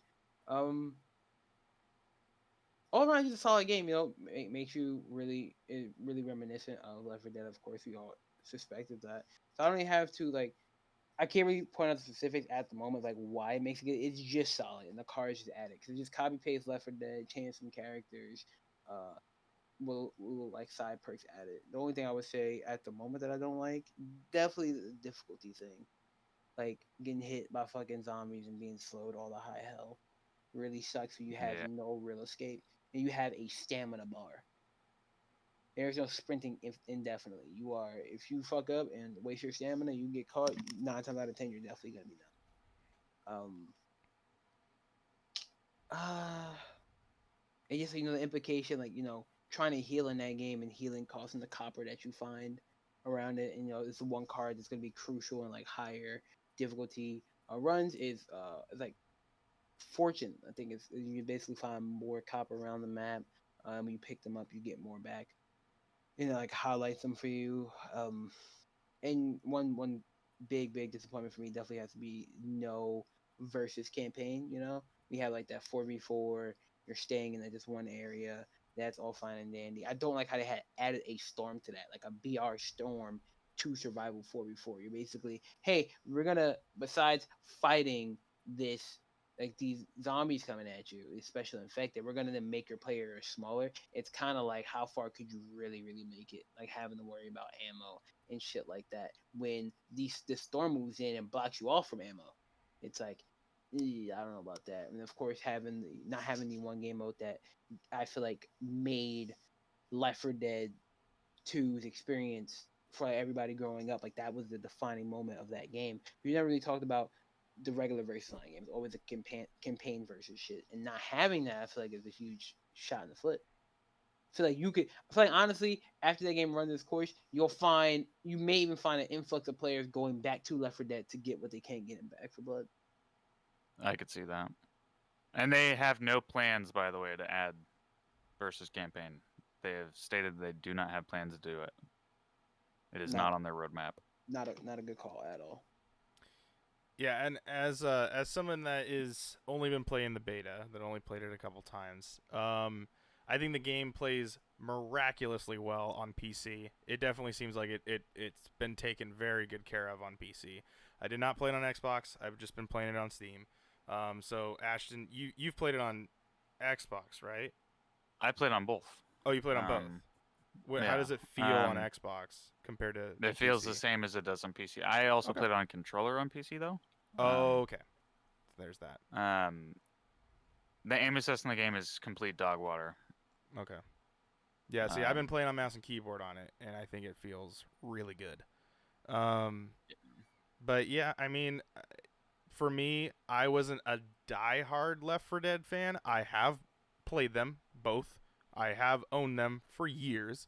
And I periodically jump in and, when we're at PAX and stuff like that, and we're just like, all right, what do we want to do? And let's just fuck around in Left 4 Dead and we'll come back out. We've done streams with the modded maps. We've done a whole bunch of stuff with Left 4 Dead in recent years as well. So very familiar with both those two games, and then also coming into this. I think, I don't know. It's hard to compare them because I feel like in some ways it's apples to oranges, but I also think it's like comparing different types of apples. So it's very interesting. Does it feel like Left 4 Dead? I could say it could feel like a modern day Left 4 Dead. Does the card system make sense? Maybe not out of the gate, but I think it's very easy to pick up. Do I think there's room for improvement? Absolutely. Do I think the game plays well? Yeah, I do. So as a casual that is going to probably play this until the campaign is done and then wait until the next one comes out and then I'll go and play the new campaign, then yeah, I think it's a solid game. I think it's ready to go. They did just release that it did go gold, so it is ready to be shipped. So congratulations to Turtle Rock. Well, but we'll see. We've seen going gold for a couple games in the past. Yeah. But different circumstances. Yeah. Anything else on Back 4 Blood? Nah. Okay. I hope it has a lot of success. Battlefield 2042 coming out October 22nd. Windows, PS4, PS5, Xbox One, and Xbox Series X and S. It's Battlefield. No campaign. All multiplayer. Ready to go. EA's ready to drop Battlefield one more time. How do you guys feel? Can it I'm not conquer even Call a of Duty huge. this year? I think it has a chance to, but they're also very different games. Yeah, one's taking place in the future, 2042, and then obviously the recent of Call of Duty Vanguard, I believe is the next one, Yeah, taking place in World War II, right? Yep. Yeah, so You said going you back to asked World War II. if we can beat, or this can beat Call of Duty. Is that what the question was? Yeah, this year. No, No, okay. no. 'Cause no matter what, Call of Duty always comes out on top. That's not just me being a fanboy. Look at fucking Ghost. I'm pretty sure Ghost was considered the worst fucking Call of Duty there was. It still beat the respective No, Battlefield that's that year. Advanced Warfare, bro. No, the community. The We'll community. save that for very a different much topic agrees. at a different time. Well, I will say this, right? He doesn't like Advanced Warfare. I get that. The community agrees that Ghost was the biggest mistake. But I'm pretty sure Ghost still outsold Battlefield 4 that year. No matter what, how shit people think Call of Duty is going to be, it will still get bought, and that's the thing.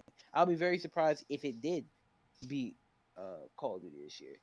I mostly play Call of Duty, but I just know how set in their ways Call of Duty players can be. They'll say it's ass, they'll still get it. Now, And there's no they report have a for lot a of fans. BR for this to be at launch, right?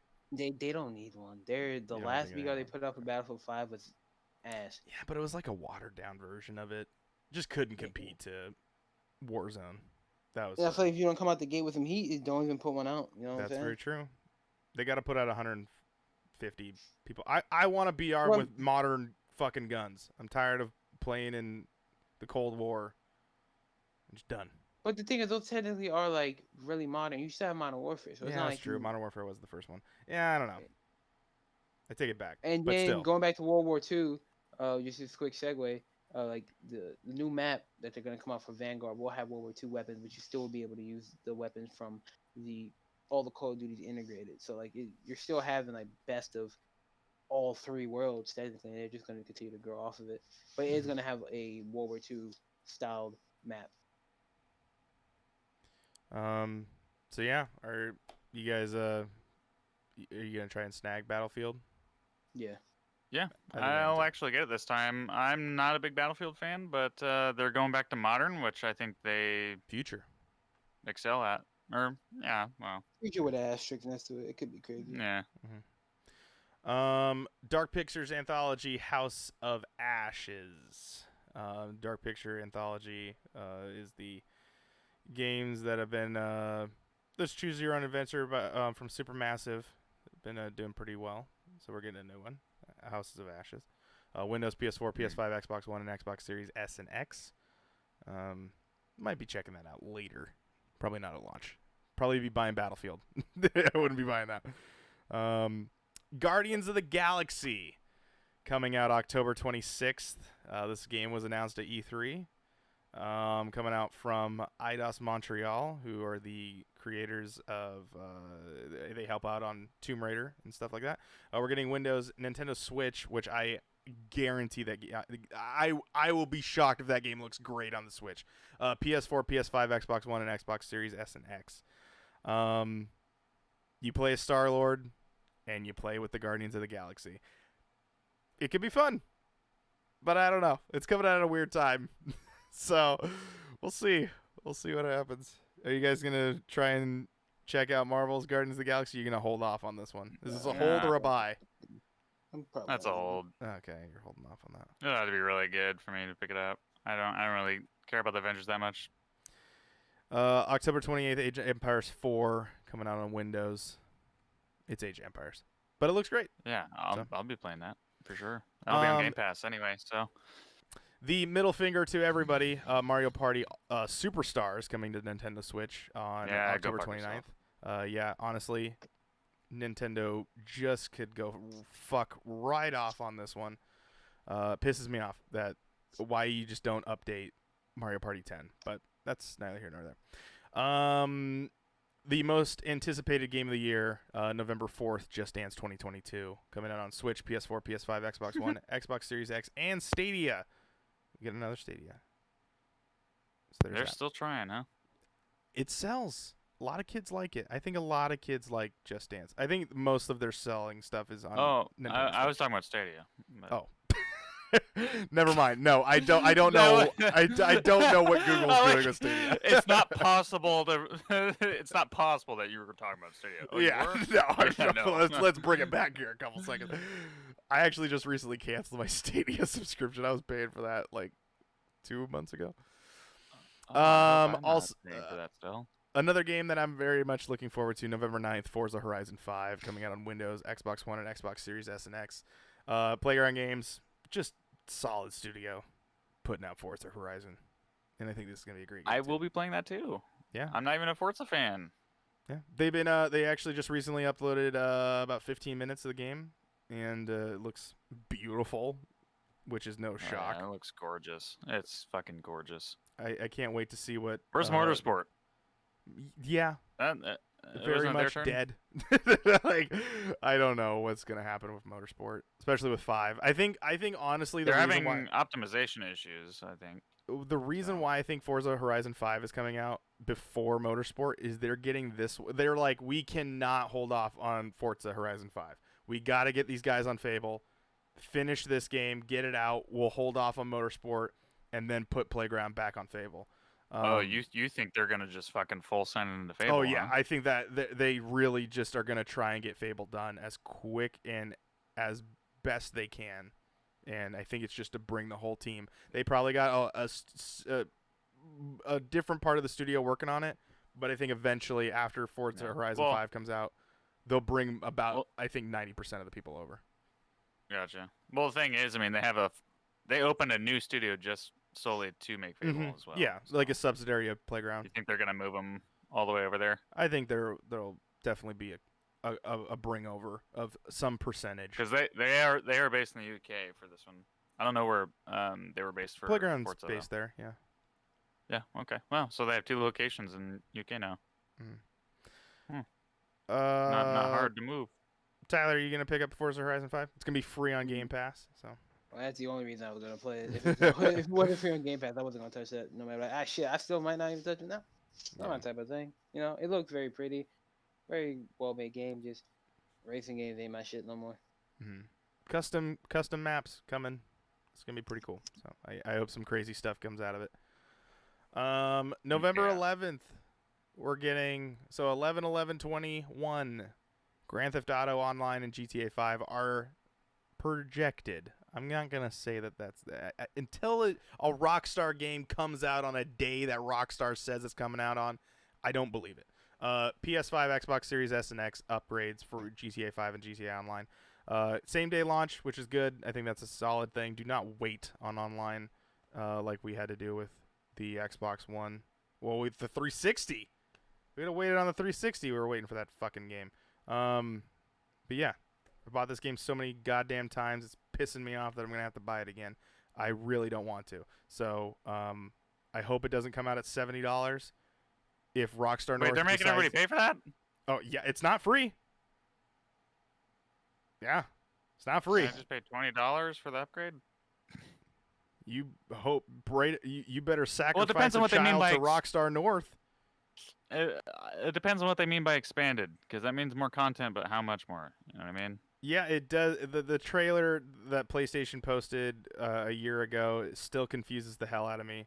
It almost makes it seem like there's going to be some sort of added story stuff, but we've been supposedly getting added story stuff for the last almost decade. So, until I see it, again, Rockstar is a studio, though they create great and solid games.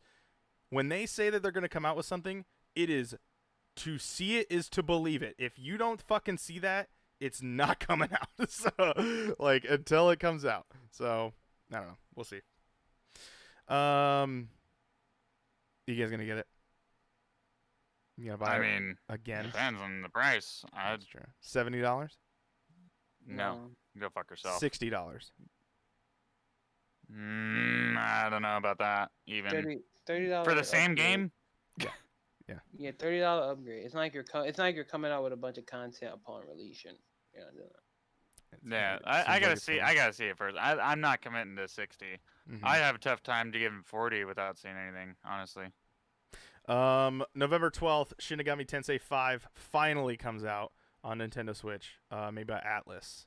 It's gonna come to Switch. Gonna be a solid game. I have nothing else to say about it. It just needs to fucking come out. This game was announced when the Switch was announced. Shin Megami Tensei 5 coming out. Pokemon Brilliant Diamond and Pearl and Shining Pearl. Brilliant Diamond and Shining Pearl. Nintendo Switch. It's a remake of Diamond and Pearl. Not my favorite, so I don't really give a shit. Yeah, I never played those, so. I had Diamond. Was that one of the first 3D ones? That was on the DS. It was the first one on the DS. Okay. Yeah.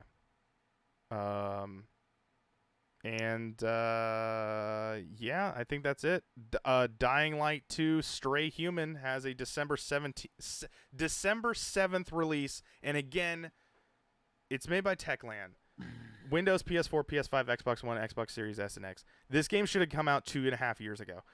If this is coming out, I again, seeing is believing. I'm not saying it's a Rockstar game level, but god damn it, it's supposed to have come out long ago. So to see is believe. Well, I'll be playing it. Yeah. The first one's fun. December 7th is such a weird day, but there you go. There's a whole bunch of other games that are projected, but we're not going to go through those. But yeah, that's pretty much the rest of 2021 so far. You guys, you just totally dropped Halo, huh? Damn. It wasn't on there. Doesn't have a release date. For what? Halo does not have a release it's date. coming out in November. Projected. They did kind of soft leak it, but yeah, it possibly in November. It's most likely going to be November. But It'll be out this year for sure, though. this year for sure. Yeah, we'll see. We'll see how that works. You've been playing it. Does it seem good so far? It's Halo. sublime. Oh, Sublime. Okay, good. It's Halo, way different than Halo 5. Oh, okay. Yeah, I think you'd actually really enjoy it this time around. All right. Yeah, I mean, I'm obviously gonna play because it's free on Game Pass, so I'll definitely be it's dusting free to off play my in general. Xbox. That's true. The multiplayer is free. Oh wait, the whole thing's free. Is the whole thing free? Or is just multiplayer that's free? Multiplayer is free, but of course, if it comes to Game Pass, and if you have Game Pass, So if you have Game Pass, you get the whole thing for free. yeah. If but you don't want have just Game Pass- multiplayer, you can download that for free. But if you want the Yeah. campaign, you have to buy the game. Is that right? yes, Okay. yes. Solid. Mhm. $60 game, $70 game. I don't even think they have a price for it yet. Yeah, 60. Yeah. Alrighty. Anything else for Game of the Year watch? Nah. Okay. We're moving on to our third and final topic. Hey guys, did you know that there was an open world Power Rangers game that never happened, but it still looks cool? No. This article was written from Kotaku. Ian Walker wrote this one, and I've seen it kind of pop up throughout my whole entire social media. So I thought we would talk about it, and then we'll talk about some 25 games that were canceled, and that might, or maybe not specifically 25 games, but we'll talk about some games that were canceled that might have been pretty cool. Power Rangers Adventure Project Nomad ultimately got shelved back in 2016. So Jason Bischoff, former Saban director and the guy currently in charge of global licensing at Funko, recently shared some fascinating information about a cool-sounding Power Rangers video game concept that never got off the ground, known as Project Nomad. Quote, I had hoped to, in brackets, develop an ambitious open-world co-op, in brackets, game that captured the energy, teamwork, and history of the franchise through the fresh lens, end quote. Bischoff explained in a detailed Twitter thread, quote, basically Arkham Rangers, so Arkham in reference to Arkham Asylum, Rangers, or Gotham Knights 5 years before Gotham Knights are announced, which Gotham Knights is the upcoming Batman series game with Nightwing, Red Hood, and Batgirl, I believe, is the thing. Let's talk about the 2016 AAA. This was the tweet. Let's talk about the 2016 AAA Power Rangers game that never was, Project Nomad, #powered down. And it was like a 6-page tweet from Jason Bischoff. But anyway, the Power Rangers franchise first arrived in the United States in 1993 with Mighty Morphin Power Rangers, which adapted the 16th season of the Japanese TV show. I didn't know that 16 seasons went by before we actually brought over the Power Rangers. Yeah. Do Yeah, you not know how the Power Rangers works and how things are made I for the show? don't really know. Basically, they're given they it basically I think they're just given a villain and you have to make make a story around the villain. Like the Americans, that's what the Americans had to do. Because the Japanese did it by themselves, of course. So when they were given the script, you were just given the villain. Kind of what happens. No real script. You make it up. You play it out. Hmm, I didn't know that. Yeah, they weren't given like a hard written script. So I guess due to popularity, Power Rangers has been used as the basis of several video games over the years. Most recently, the legit, fantastic Marvel vs. Capcom style fighting game Power Rangers Battle for the Grid. It would only make sense for Saban, the company that owns Power Rangers, which will still held the right. Oh, there you go. Which still held the rights in 2016 to explore the possibility of turning the series into an open world adventure that at a time when that genre was only growing in popularity. Alas, the project never got past those preliminary discussions. And here's more of the tweets from Jason Bischoff. Calling on old friends, we built the pitch we wanted to see. While these looks were never identified to be intended to be final, I think it's safe to say we were onto something compelling. And there's a picture of the what seems to be Red Ranger. Oh, it's all of them. So we got the Green Ranger, Red Ranger, Pink Ranger, Blue Ranger, Black Ranger, and the Yellow Ranger. They look cool. Like those are pretty dope looking suits that they got here. Yeah. While early talks with devs / publishers was favorable, ultimately time plus big shifts in our business saw conversations around Project Nomad peter out. These things totally happen. The industry is built on what could have been's hashtag powered down. And then we got some more pictures here with Alien Rangers design. What the hell is that? And then we got Alpha as well. Possible designs, Alpha 4. Ay, ay, ay, ay, ay. Quote, sadly, with so much circulating through the studio at the time, there was no bandwidth or budget to support, Bischoff explained. What I did, however, was an involvement blessing to independently explore. While early talks with developers and publishers were favorable, ultimately time and big shifts in our business saw conversations around Project Nomad peter out. End quote. Project Nomad would have followed a pyramid or a myriad. Am I saying that right? Of Rangers, a Maraud. That would be probably what it is. Maraud of Rangers, end quote, as they sought to free the planet Eltar. Is that it? Is that the name? Yeah. From unnamed occupying forces. While a similar plot line played out at the end of Power Rangers Turbo series. The Project Nomad concept art appears to depict an alliance between the original Mighty Morphin Power Rangers team, their Alien Ranger counterparts, and the Zeo Rangers introduced in the fourth season. Okay. There's no word on how the game intended to handle many of the Rangers being the same person under the suit. Believe me, Power Rangers gets complicated. But my guess is alternate dimensions because why not? Quote, these things totally happen, Bischoff added. The industry was built on what could have been's. For now, it's simply relish in the amazing art. And if you can actually go to at Shadow Piper, which is Jason Bischoff's Twitter handle, and you can check out these pictures, which look pretty dope for concept art. Anyway, Tyler, you are a Power Rangers fan. How do you feel about this idea of an open world Power Rangers game? It could have been great, you know. Thinking about the shit you could do, you know, summon your Zords.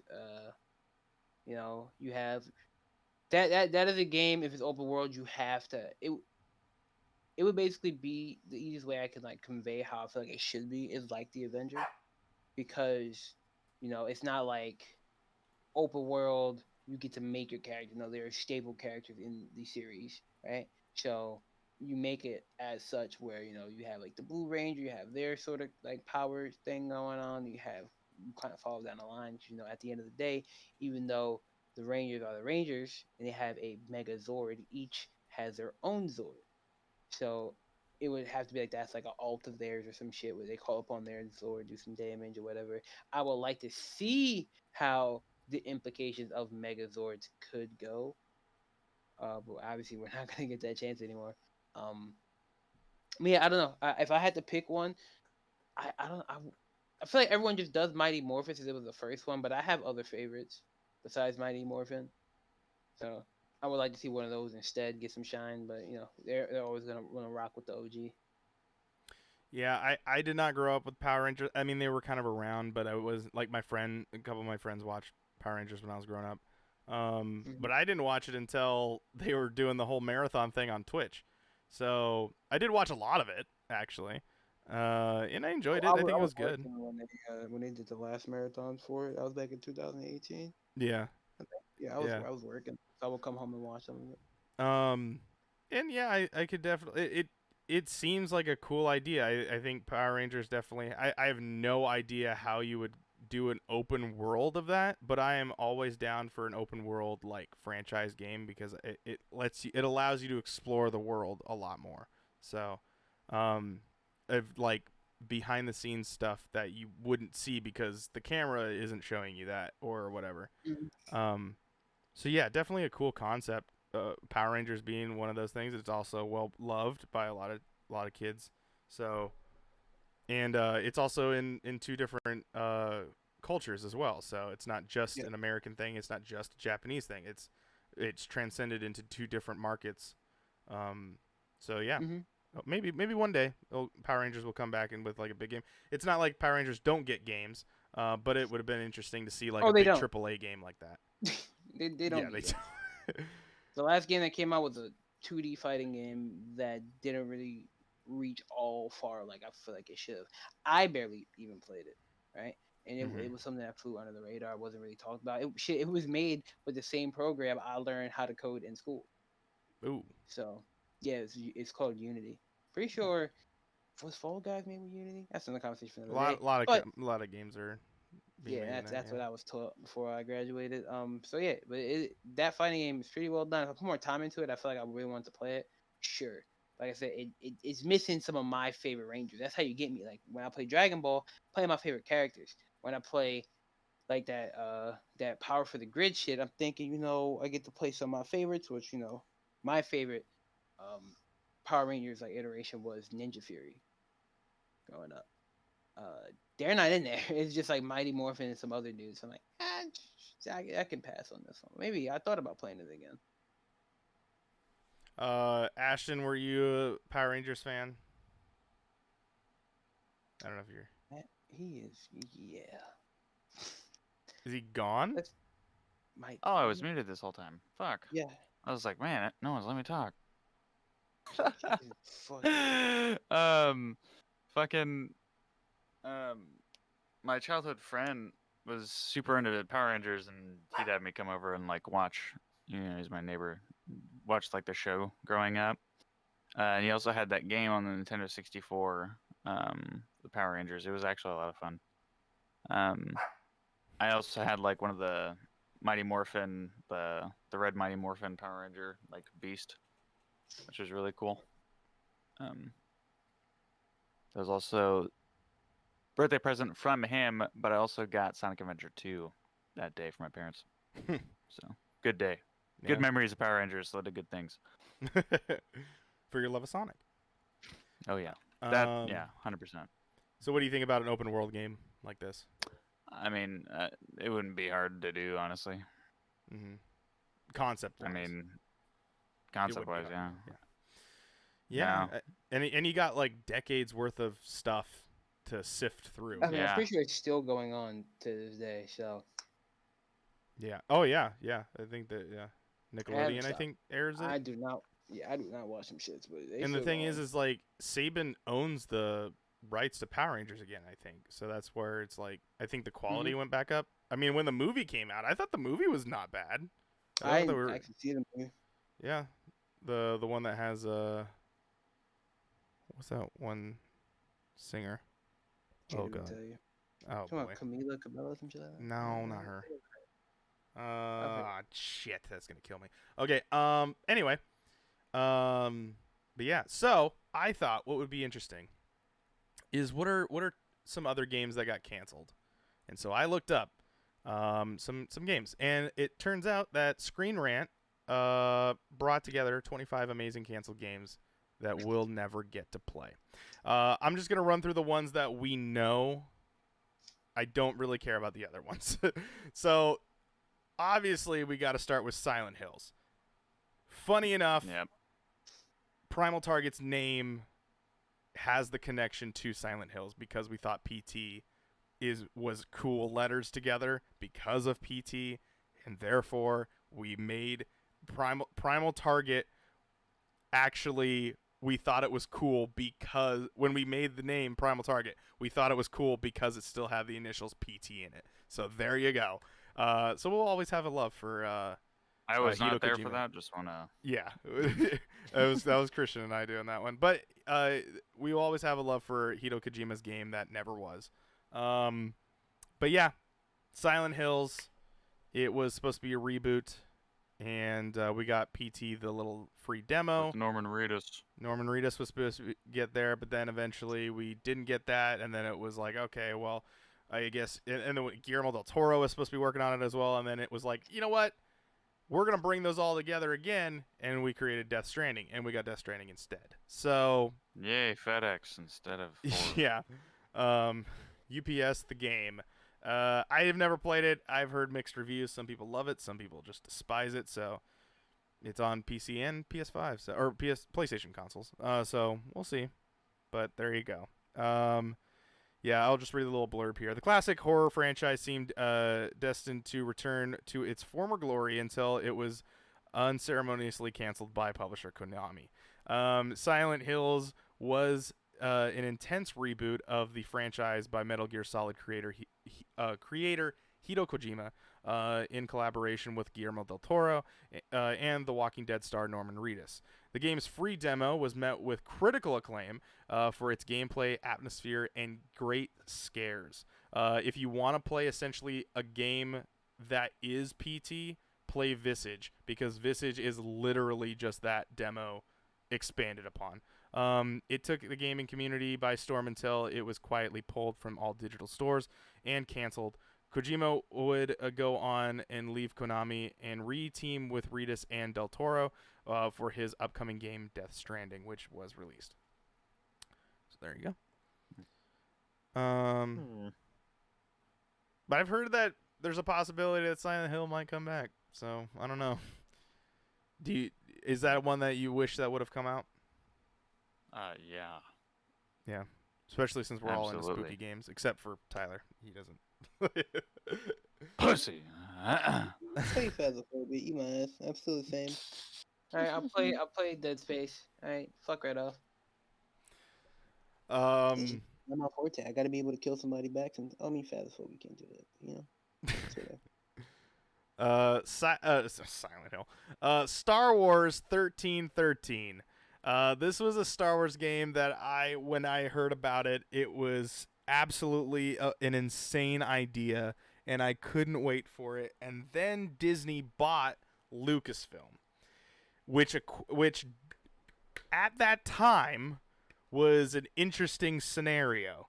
Everything that was Star Wars oriented was essentially that was coming out was then canceled, and whatever wasn't the movies was considered legends, so they're not actually real stories Canon. connected to the franchise. So anytime after the acquisition of Lucasfilm that Disney did is all a part of the canon that is Star Wars, which would be, to me, the most stressful fucking job ever, because you have to make sure you know where characters are in the galaxy that is Star Wars to know how to connect things together. Anyway, Star Wars 1313, Disney's acquisition of Lucasfilm may have been a rebirth of Star Wars movies, but not for the games. Star Wars 1313 was a third-person shooter that would throw players into the shoes of a young Boba Fett as he begins his bounty hunting career. The game would be set in the seedy, crime-ridden depths of Coruscant's level 1313. The gameplay trailer blew fans' minds upon release, and it had a cinematic action of an Uncharted game painted in the dark and gritty take on Star Wars. Sadly, the game would never make it to release. Similar Star Wars games are in development, but 1313 seems to be long gone. And the report of that was also, side note that wasn't added to this, it was supposed to be an M-rated Star Wars game. But That would been sick. But we will not be getting a violent-ridden Star Wars. So Dude, it literally would have been Hitman, but Star Wars. that would be fucking great. Boba Fett? You gonna play as Boba Fett? Come on. Or Django, dude. Django fucking Well, Django's had dead. some crazy assassins. Well, yeah. Yeah, but still. I want post all of that shit. Like get the Empire in there. Let me be Boba. Boba. Boba Tea. What do you think about that though? You would have definitely bought that game. 100%, dude. What about you, Tyler? Yeah, I would have bought it. Mhm. I watched that gameplay trailer many times when I was younger. I would have definitely bought it as well. Another one is Gotham by Gaslight. Day One Studios, known for making Fear, started work on Batman video game that nobody saw coming. Batman Gotham by Gaslight would have been a third-person action-based game on the Batman comic of the same name. The world's greatest detective would track the infamous Jack the Ripper through the Victorian era, vaguely steampunk England. Prototype game footage was created for publisher THQ, who would need to secure the rights for the so THQ, who is no longer existing. So prototype game footage was created for publisher THQ, who would need to secure the rights for the DC Comics character in order to officially greenlight the production. Sadly, THQ couldn't swing it, and the project was abandoned with that early footage and a few screenshots being all that remain. And I do actually have that comic of Gotham by Gaslight. Which yeah, it is Batman hunting down Jack the Ripper, which is a fucking amazing concept. So there you go. Never gonna happen. And made by the Fear creators, so you'd have a horror team running that whole fucking game. Yeah. Jesus Christ. And I've played Fear, and that game is fucking weird. So, is that a buy? You buying that game?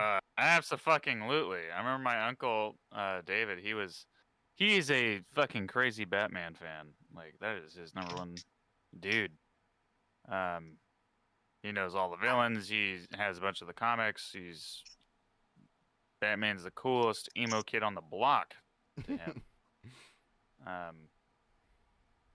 So yeah, he was telling me all about it when that was coming to fruition. He was so pissed when it got canceled. Tyler, what do you think? Is this a buy for you? Nah, probably just would rather watch it. Not crazy. Jack the Ripper? You don't want to chase Jack the Ripper around? I did it in fucking Assassin's Creed. He was in Assassin's Creed, yeah. Oh, which one was that? Syndicate. The one that doesn't Syndicate, have a number. with the twins. The one that doesn't have it. It doesn't have a number. There's multiple of them. I Yeah, know. again, it's after Brotherhood. Which hey, one is it? Syndicate. Syndicate. That's the twins. one. In London. I think I said like 5 times. I can't hear him. He's so quiet. So a pass on you. Okay, well, 2 buys, 1 pass. Did you know that Dirty Harry was gonna get a video game? Clint Eastwood's Loose Cannon Cop almost had his own video game by the now defunct studio, The Collective Inc. I've never even heard of them. No. Dirty Harry, the video game, would have been a third-person shooter in a sandbox-style map of San Francisco, while Harry Callahan would continue to track down the evil Scorpio. it was intended to be a continuation of the film series taking place between Dirty Harry and Magnum Force. Eastwood himself was supposedly heavily involved with the game's creation as well, but unfortunately, it all fell victim to the rush development cycle and financial turmoil. The project was in very early stages upon cancellation and has been abandoned ever since. How very unlucky for Harry. So there you go. Buy or Oh. pass? Nah. Yeah. I Go honestly on, Harry. think this You're is the chosen one. this seems like the Godfather like video games, like the Godfather, Godfather 2. By the way, Godfather 2 solid game. Great game. If it was like that, it you know, that would have been fun. Like if it came out on like the 360 era, I think I would have bought it. But now, if I don't know if I want to play a Dirty Harry game. I'd say pass. Tyler, Smash or pass. Dirty Harry, the video game. Yeah, I'd probably play it. Cause like I said, it kind of gives off like that screenshot looks like some weird GTA kind of vibe. So yeah, I'd probably play it. Okay. Project Titan. World of Warcraft developer Blizzard Entertainment is the king of MMORPGs. Surprisingly, though, the company's sci-fi MMO Project Titan would never see the light of day. The game would have taken place in the future where players join opposing factions in an underground war, living normal lives by day and conducting espionage warfare at night. Titan was said to feature a handful of vastly different combat classes, as well as non-combat roles intended to build realistic player-driven economies. Wow, it's getting late. When the project wasn't coming along the way Blizzard intended, concepts were salvaged and reworked into a similar and beloved class-based shooter, Overwatch. Buy or pass? This is it's an MMO, so it would have been essentially a futuristic version of World of Warcraft. So instead of fantasy, Nope. pass. Oh, wow. Okay. I Tyler? prefer fantasy over futuristic anyway. Tyler, what about you? I'm passing. Passing. I would have probably taken a look at it, like when it dropped, like if it was free, which I know World of Warcraft is not, but they'll probably do like a leveling system where you can play it for a little bit, and that's probably where I would have went for it. But yeah, I'm gonna say pass in general, so because it's an MMO, I'm not really into them. Hey, you ever wanted to play as a blind man, beating people up with a cane? You mean Batman the What? Blind? Well, Daredevil the Man Without Fear was a game. Long Oh before my Batman Arkham God. Asylum, Daredevil the Man Without Fear could have been the superhero beat 'em up that took the world by storm. Unfortunately, Couldn't the fear game's 'cause you couldn't development see. Unfortunately, the game's development cycle was filed with rough patches, go figure, including graphic engine problems, clashes between the creatives at Sony and Marvel, and even behavioral issues with the development staff. Daredevil jumps and swings his way across the city, even grinding on rails. Yes, really. It was planned to feature What? an original story that would have been loaded with Marvel cameos. The game was supposed to be released alongside Ben Affleck's led Daredevil film, but it would never be completed.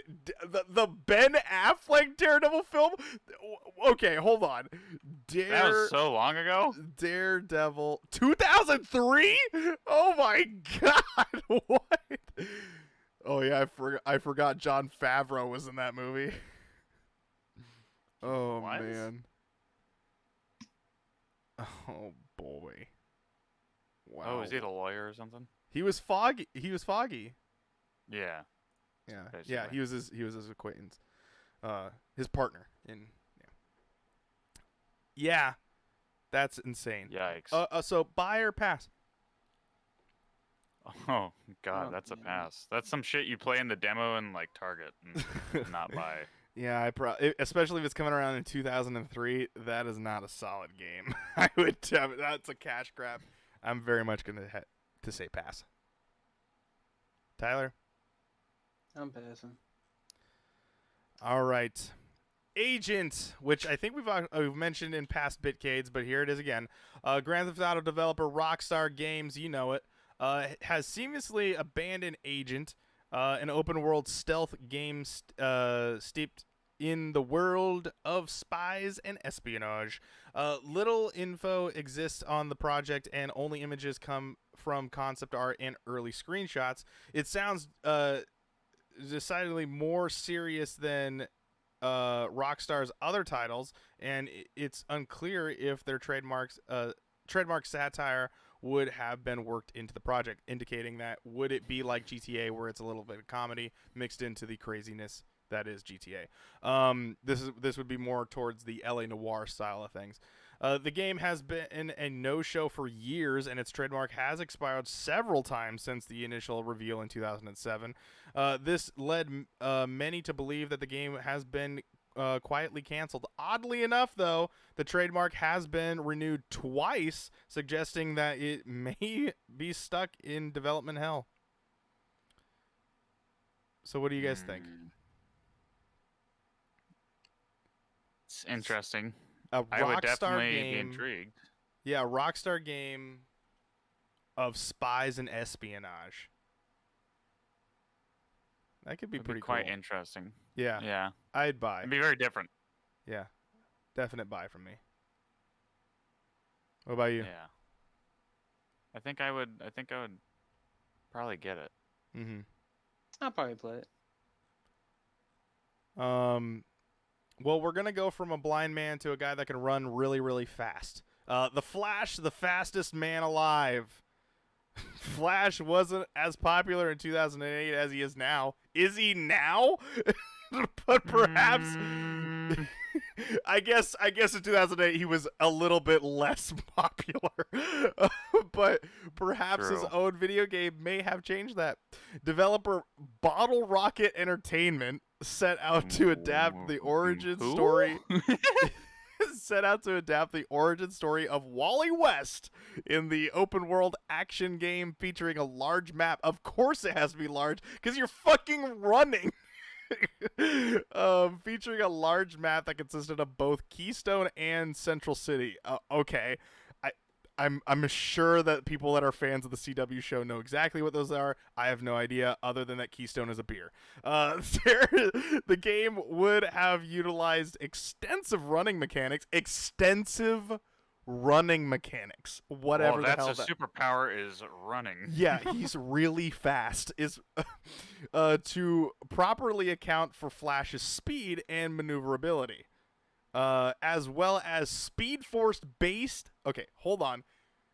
As well as a Speed Force based combo system, and even morality gauge. What? Unfortunately, poor management decisions would ruin Brash Entertainment, the game's publisher, as they would. As they wound up filing for bankruptcy before the project's completion. Bottle Rocket Entertainment would never get to release the Flash, and sadly closed down in 2009. Unlucky.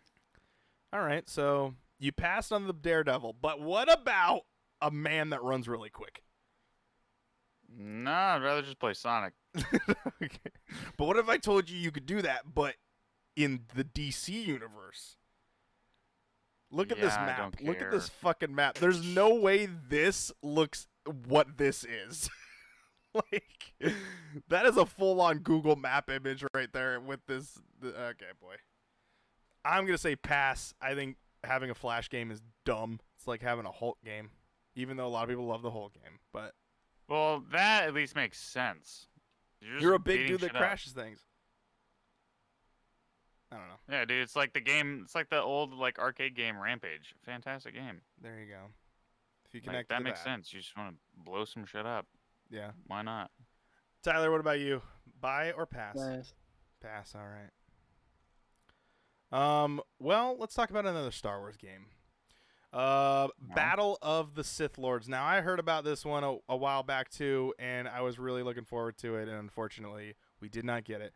But another great idea left behind Disney's acquisition of Star Wars. Battle of the Sith Lords was a Sith action game by Red Fly Studio that would center around Darth Maul.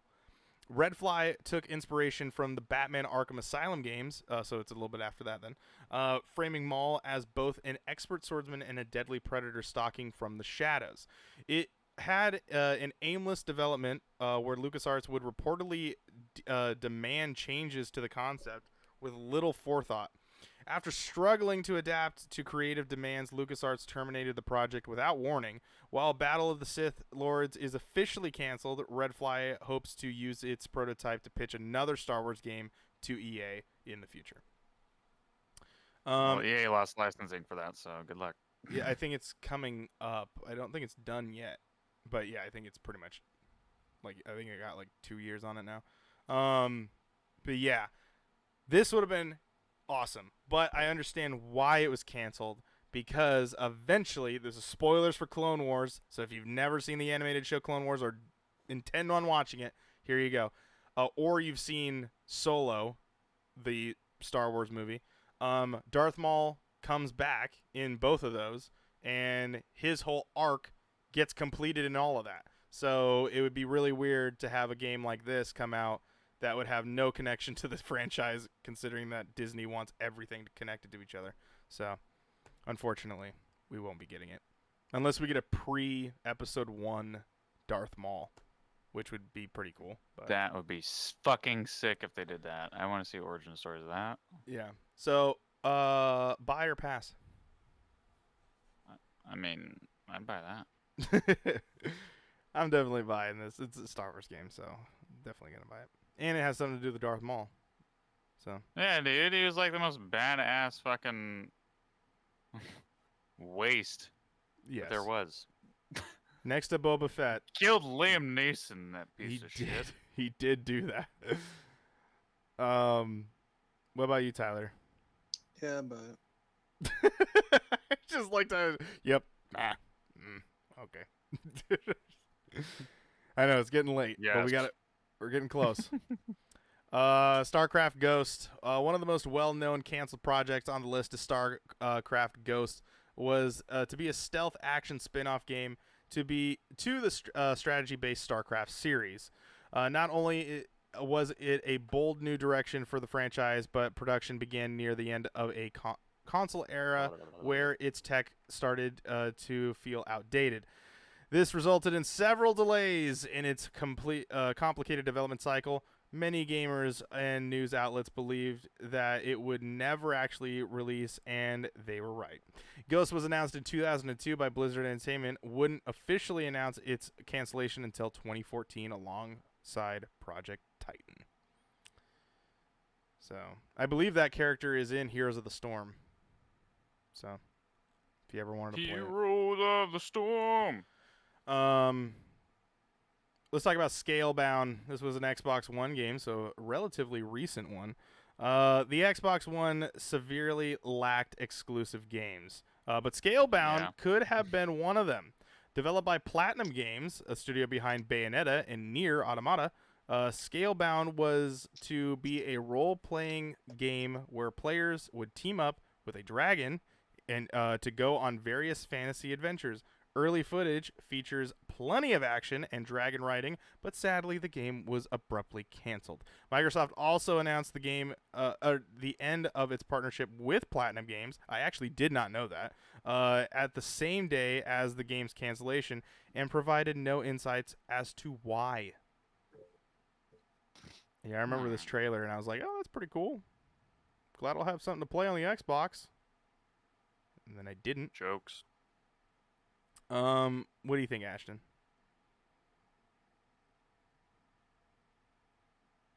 Anything?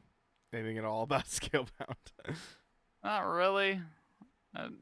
Meh. Doesn't really have my. Doesn't really have my interest. It has dragons and fantasy. I mean, yeah, but I mean, besides that, what does it have? I mean, it's made by Platinum, which is a pretty good studio. Yeah, but I don't play any of their games either. That's very true. So. So it's a pass for you. Yeah, I'd have to see it, Mm-hmm. honestly, because like I know the types of games that they make, and they're typically not for me. Mm-hmm.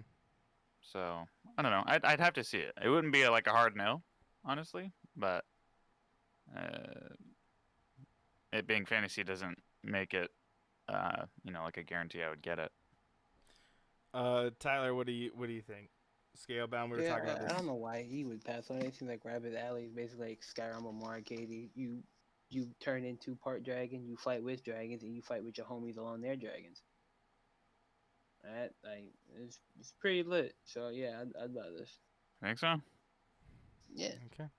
I would have probably checked it out. I don't know. Fantasy never strikes my fancy, but here we are. That's true. You're more of a I'm space age guy. Yeah. Marvel Chaos. Marvel Chaos was intended to be an authentic Marvel Comics fighting game, but by the now defunct studio Electronic Arts Chicago. The game takes concept from Marvel Nemesis Rise of the Imperfects, a failed Marvel fighting game that featured original characters made specifically by EA. What? The game was meant to be an improvement on Imperfects with Marvel's exclusive characters only. The game only made it to prototype stages as quality control issues shut the project down back in 2007. Video game preservation site Unseen64 has dozens of screenshots of the game archived, some of the only remnants left of Marvel Chaos. Tyler, you're a fighting game fan. Would you have wanted a Marvel fighting game? Not this one because one already exists. Oh, there you go. Marvel vs. Capcom. That's very true. They would have been competing. But EA would have made this one. Definitely not. That makes it worse. I'm passing on this. I would never buy that. Doom 4 was announced way back in 2008 and was initially designed as a cinematic take on the franchise with an emphasis on story. The game would have taken place on Earth, and early footage drew comparisons to other big-budget first-person shooters at the time, like Call of Duty. Sadly, though, despite the polished gameplay, early builds of the game felt too generic to move forward with. The game was canceled and redesigned from the ground up as a hyper-violent throwback and reboot simply titled Doom. Doom was released in 2016 and was met with fantastic reviews, with core concepts being entirely opposite of those shown off in Doom 4. I don't know if I would have wanted a Call of Duty style Doom game. That definitely did not seem fun at all. I'm glad actually this kind of got canceled, and then Bethesda revived it. So. Well, it's good that it got canceled. Yeah. I'm trying to look through some of these that. Well, we got Fez 2. You know the game Fez? Well, here's 2. Fez is a longtime indie darling in the video game industry. It was a small game made by a small development team that started to receive a ton of exposure before release due to the game's outspoken developer Phil Fish, as well as Fez's featuring in indie game The Movie. Fez was universally praised upon release, which makes it especially disappointing that Fez 2 was canceled because of a Twitter argument. Phil Fish had some harsh words for an equally harsh critic of his Marcus Bears of Game Trailers. Okay, so Marcus Beers of Game Trailers is what his name is. He had harsh words for a critic. That was it. 2 went back and forth online until Fish matter-of-factly canceled Fez 2 out of spite. There's a link, and I'm curious. Yeah. Oh, okay. It's like a whole thing. Yeah. Yeah. Oh my It's really god. Are you stupid. looking at my screen? I can't No. read this. But it's You want me to quite read it? something. No, don't read it out loud. Yeah, don't read it out loud. But I- this dude is wow. Where is it? Here. Just read the first line. That's all you need to do. If you guys want to see it, you guys can look up the Phil Fish tweets about Oh Fez my 2. god. He goes dude. fucking ballistic on this. Yeah, Ooh. yeah, that's something else. Anyway, I didn't know all that. yeah. Damn. I already didn't like him to begin with. He's just a piece of shit. Yeah, those are some harsh words. It's a critic, dude. Get over it. Anyway, so rest in peace, Fez 2. Yeah. Guy's lucky he was in rest in peace. You know what I mean? Like, let's relax, buddy. 6 Days in Fallujah, which has surprisingly gotten a revive of that, and we'll talk about that in a second. But military games are so common that they are often dismissed. But it's not what happened with 6 Days in Fallujah. Atomic Games set to recreate the second Battle of Fallujah at the request of Marines who fought there. The game was not intended as a glorification of violence, but as a respectful recounting of the horrors that those soldiers faced. Naturally, the game was the subject of media scrutiny due to the subject being such a recent event, with publishers Konami dropping the project of fear of associating with the controversy. While the game has never been officially canceled, it's generations behind in technology and will likely never see a commercial release. Now, this is an old article, so that being said, Tyler, this game is being actually released now, right? Yes, they're working on it. Right And now. isn't THQ Nordic picking this up? Or who I picked didn't this get up? to see who the developer was. I forgot. I can do a quick search on that. But I don't know very much about this game. I do know it was feeling with controversy and It's, Konami dropping it. But Developers is Highwire. Highwire, okay. So, but it is getting a release. Yeah, Okay, yeah. still fighting the same thing they were fighting back then. Mm. But they seem to be going along with it. Are you thinking about getting this one? I would have to look at it. I understand the controversy. I understand it well. It's a lot of, as with a lot of things, it's still more to be learned. Yeah. About of course, American soldiers and the crimes committed during that time, and then, not everybody knowing the facts. Not even I know the facts. I just know it was not a good time. If you really want to know about it, I would suggest you just look up the Battle of Fallujah. It was how it started was wild. The events that happened were wild, and everyone should just do their research on it for sure. Mm-hmm. Moving on to our third Star Wars game that made it to the list. Star Wars Battlefront 3. The infamous Battlefront 3 was stuck in development hell, and yet, even after all these years, it sounds so appealing.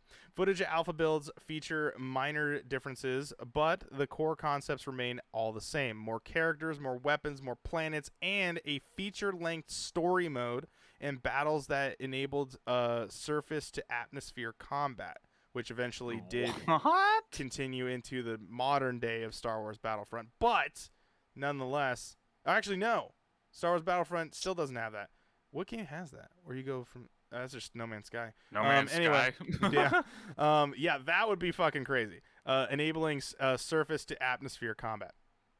It sounds like the quintessential Star Wars game. Sadly, the game is built on decade-old tech and clearly shows. It's just a shame that all that hard work went to waste after the Disney acquisition. Star Wars Battlefront would be rebooted in 2015 with way more polish, way less content, and way less fun. I wouldn't have gone that far into saying it, but there it is. That's all true, though. Yeah. All true. Would you have bought Star Wars Battlefront 3? If it wasn't made by EA, yes. It's honestly like I loved those Star Wars Battlefront games. I even had Star Wars Rogue Squadron, which was the PSP exclusive game. Dude, the fucking OG ones. Who made the OG ones? THQ published them. God damn. Dude. Um, Who? What was the studio? Because I like Dice. Dice can do some good work, but I think EA really fucked it. I'm blaming EA for that.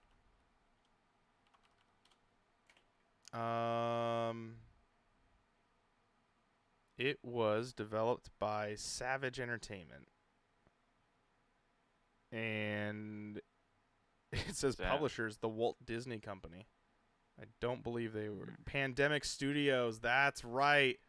You remember this little logo? Pandemic. I love that. Oh yeah, They made Mercenaries. They made the Saboteur. Saboteur's a great game if you guys have never played that game. And then they got shut down. They defunct in 2009 because I think they were owned by THQ. It was acquired by EA. In 2007, the studio was acquired by EA, who closed it down 2 years later in 2009, shortly after the completion of the Saboteur. The Saboteur was the last game. So there you go. Damn. Great studio. Solid studio. Yeah, that's pretty much it. There's one last one here on this list, and I'll just say it here. An Avengers first-person shooter. Yes, really. THQ, THQ is the Avengers, so not Square. I'm gonna stop you right here. Yes. And give you my answer now. It's gonna be a no. You don't want a first-person No. Avengers game? No. Okay. Absolutely. THQ's The Avengers was a 4-player co-op RPG where players could team up as the core Avengers to take on the shape-shifting alien race, the Skrulls. The story was written by comic writer legend Brian Michael Bendis as loose this bitch over the table real quick. as a loose adaptation of his own Marvel Comics Secret Invasion. The game would feature characters of the large Marvel universe, as well as including the Fantastic Four and even references to the X-Men. The game was shut down due to the high cost, even though it was nearly complete. According to Digino Gaming, one of the only functioning copies of the game belongs to Brian Michael Bendis himself, the guy who was creating it. But it was based on his story. So yeah, there it is. That's all of them from this list. And most of them, the ones that I cared about. And that's, yeah, canceled games. Some are canceled for a reason. Let's just say that. Some are canceled for sad reasons. We wish they would have been created. Any final words? No. Okay. Bring back Scalebound, you know? Bring back Scalebound? Okay. Yeah. Phil Spencer himself said it was just not good. Well, this is the first time I really gotta say it. Fuck Phil Spencer right now. Well, for that? Yeah, for that. Oh, okay. Don't talk about Papa Phil like that. Hey, he's done a lot of good things that outweigh that decision. Yeah, okay. Ladies and gentlemen, that is Bitcade. Thank you so much for listening. If you guys listened to the whole entire thing, thank you so much. Make sure you subscribe to wherever you are listening. If you're listening to the audio version on podcasts, on iTunes, or on Podbean, please rate it. Please like it. Please say something nice about us. It really helps us get the word out for Bitcade and as well as the other shows that are on here. If you're on YouTube, hit subscribe and stay tuned because there's a lot of content coming to YouTube. And I think by the end of this, PAX will have happened. If I am correct on that. Let's see here. 1, 2, 3, 4. Yeah, the full episode will come out when PAX is over. So hopefully you checked out the videos. And hopefully you enjoyed PAX West 2021. And hopefully we did. Because we'll be talking about it in the next episode. So get fucking strapped in, buddy.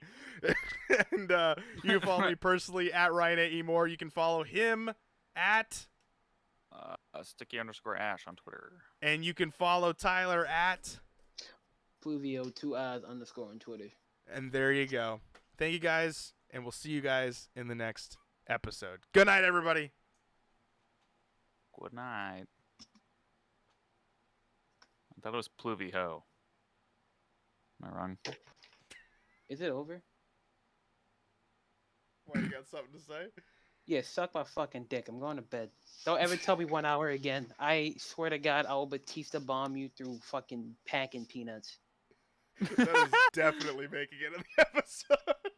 Guys, and then I saw, I think an Overwatch character they made an Overwatch Funko. That was big. Like they just don't make sense to me because if you think about like the Pokemon ones that just released recently, they're making Pokemon now too. Yeah, There's a they do. couple of them, yeah. Yeah, There's like Bulbasaur, Squirtle, and Charmander, and Pikachu. those were the first ones that they released. Okay.